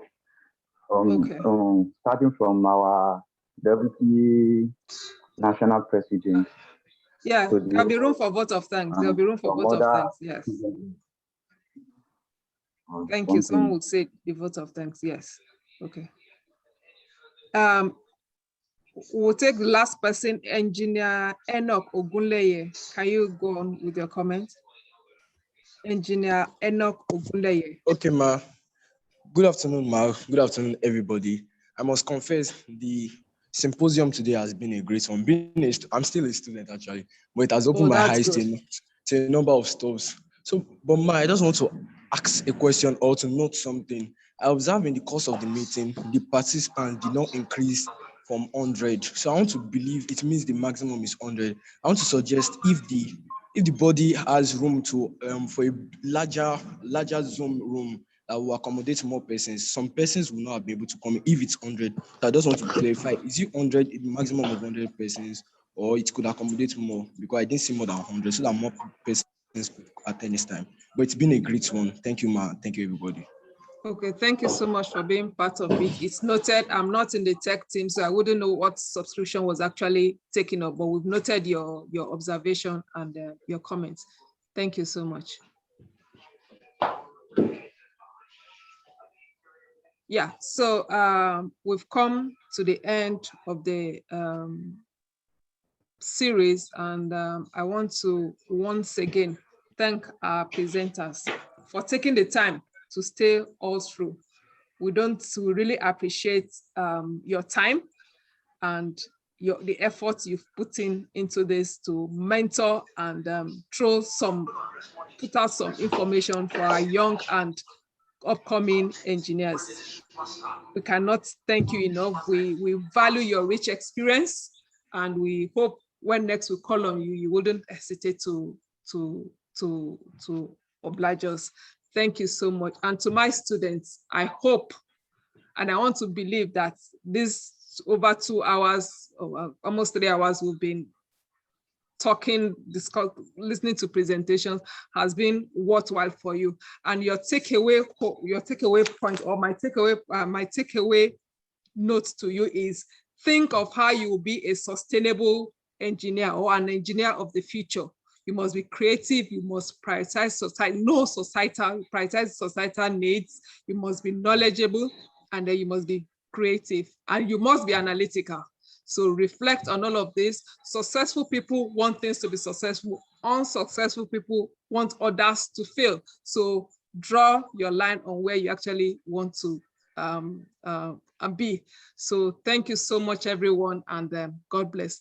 We'll take the nimeche national anthem as the closing prayer. Thank you. Can we take the nimeche national anthem, please?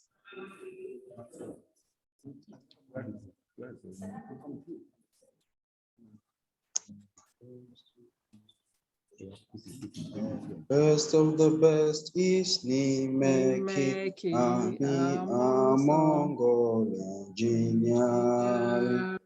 We are developing technology, commitment, practice, and focus is our work.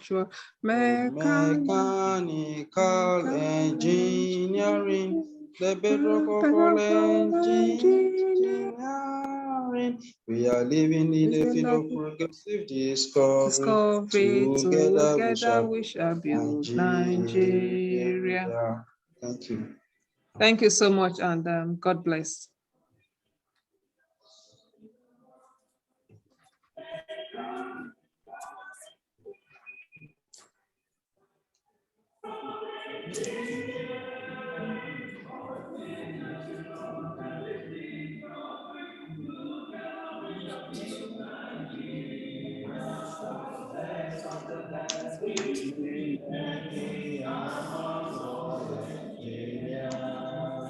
We are developing technology, commitment to science and research. Mechanical engineering, the bedrock of all engineering. All the engineering field of progressive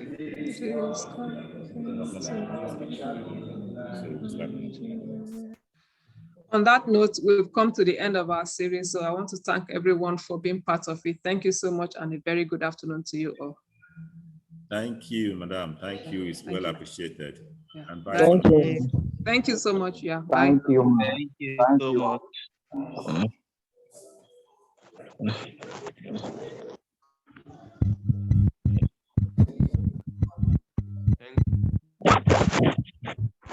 you very much, everyone. Thank you for finding out time to be here this afternoon.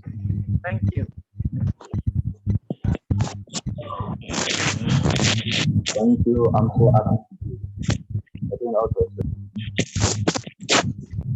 Thank you so much.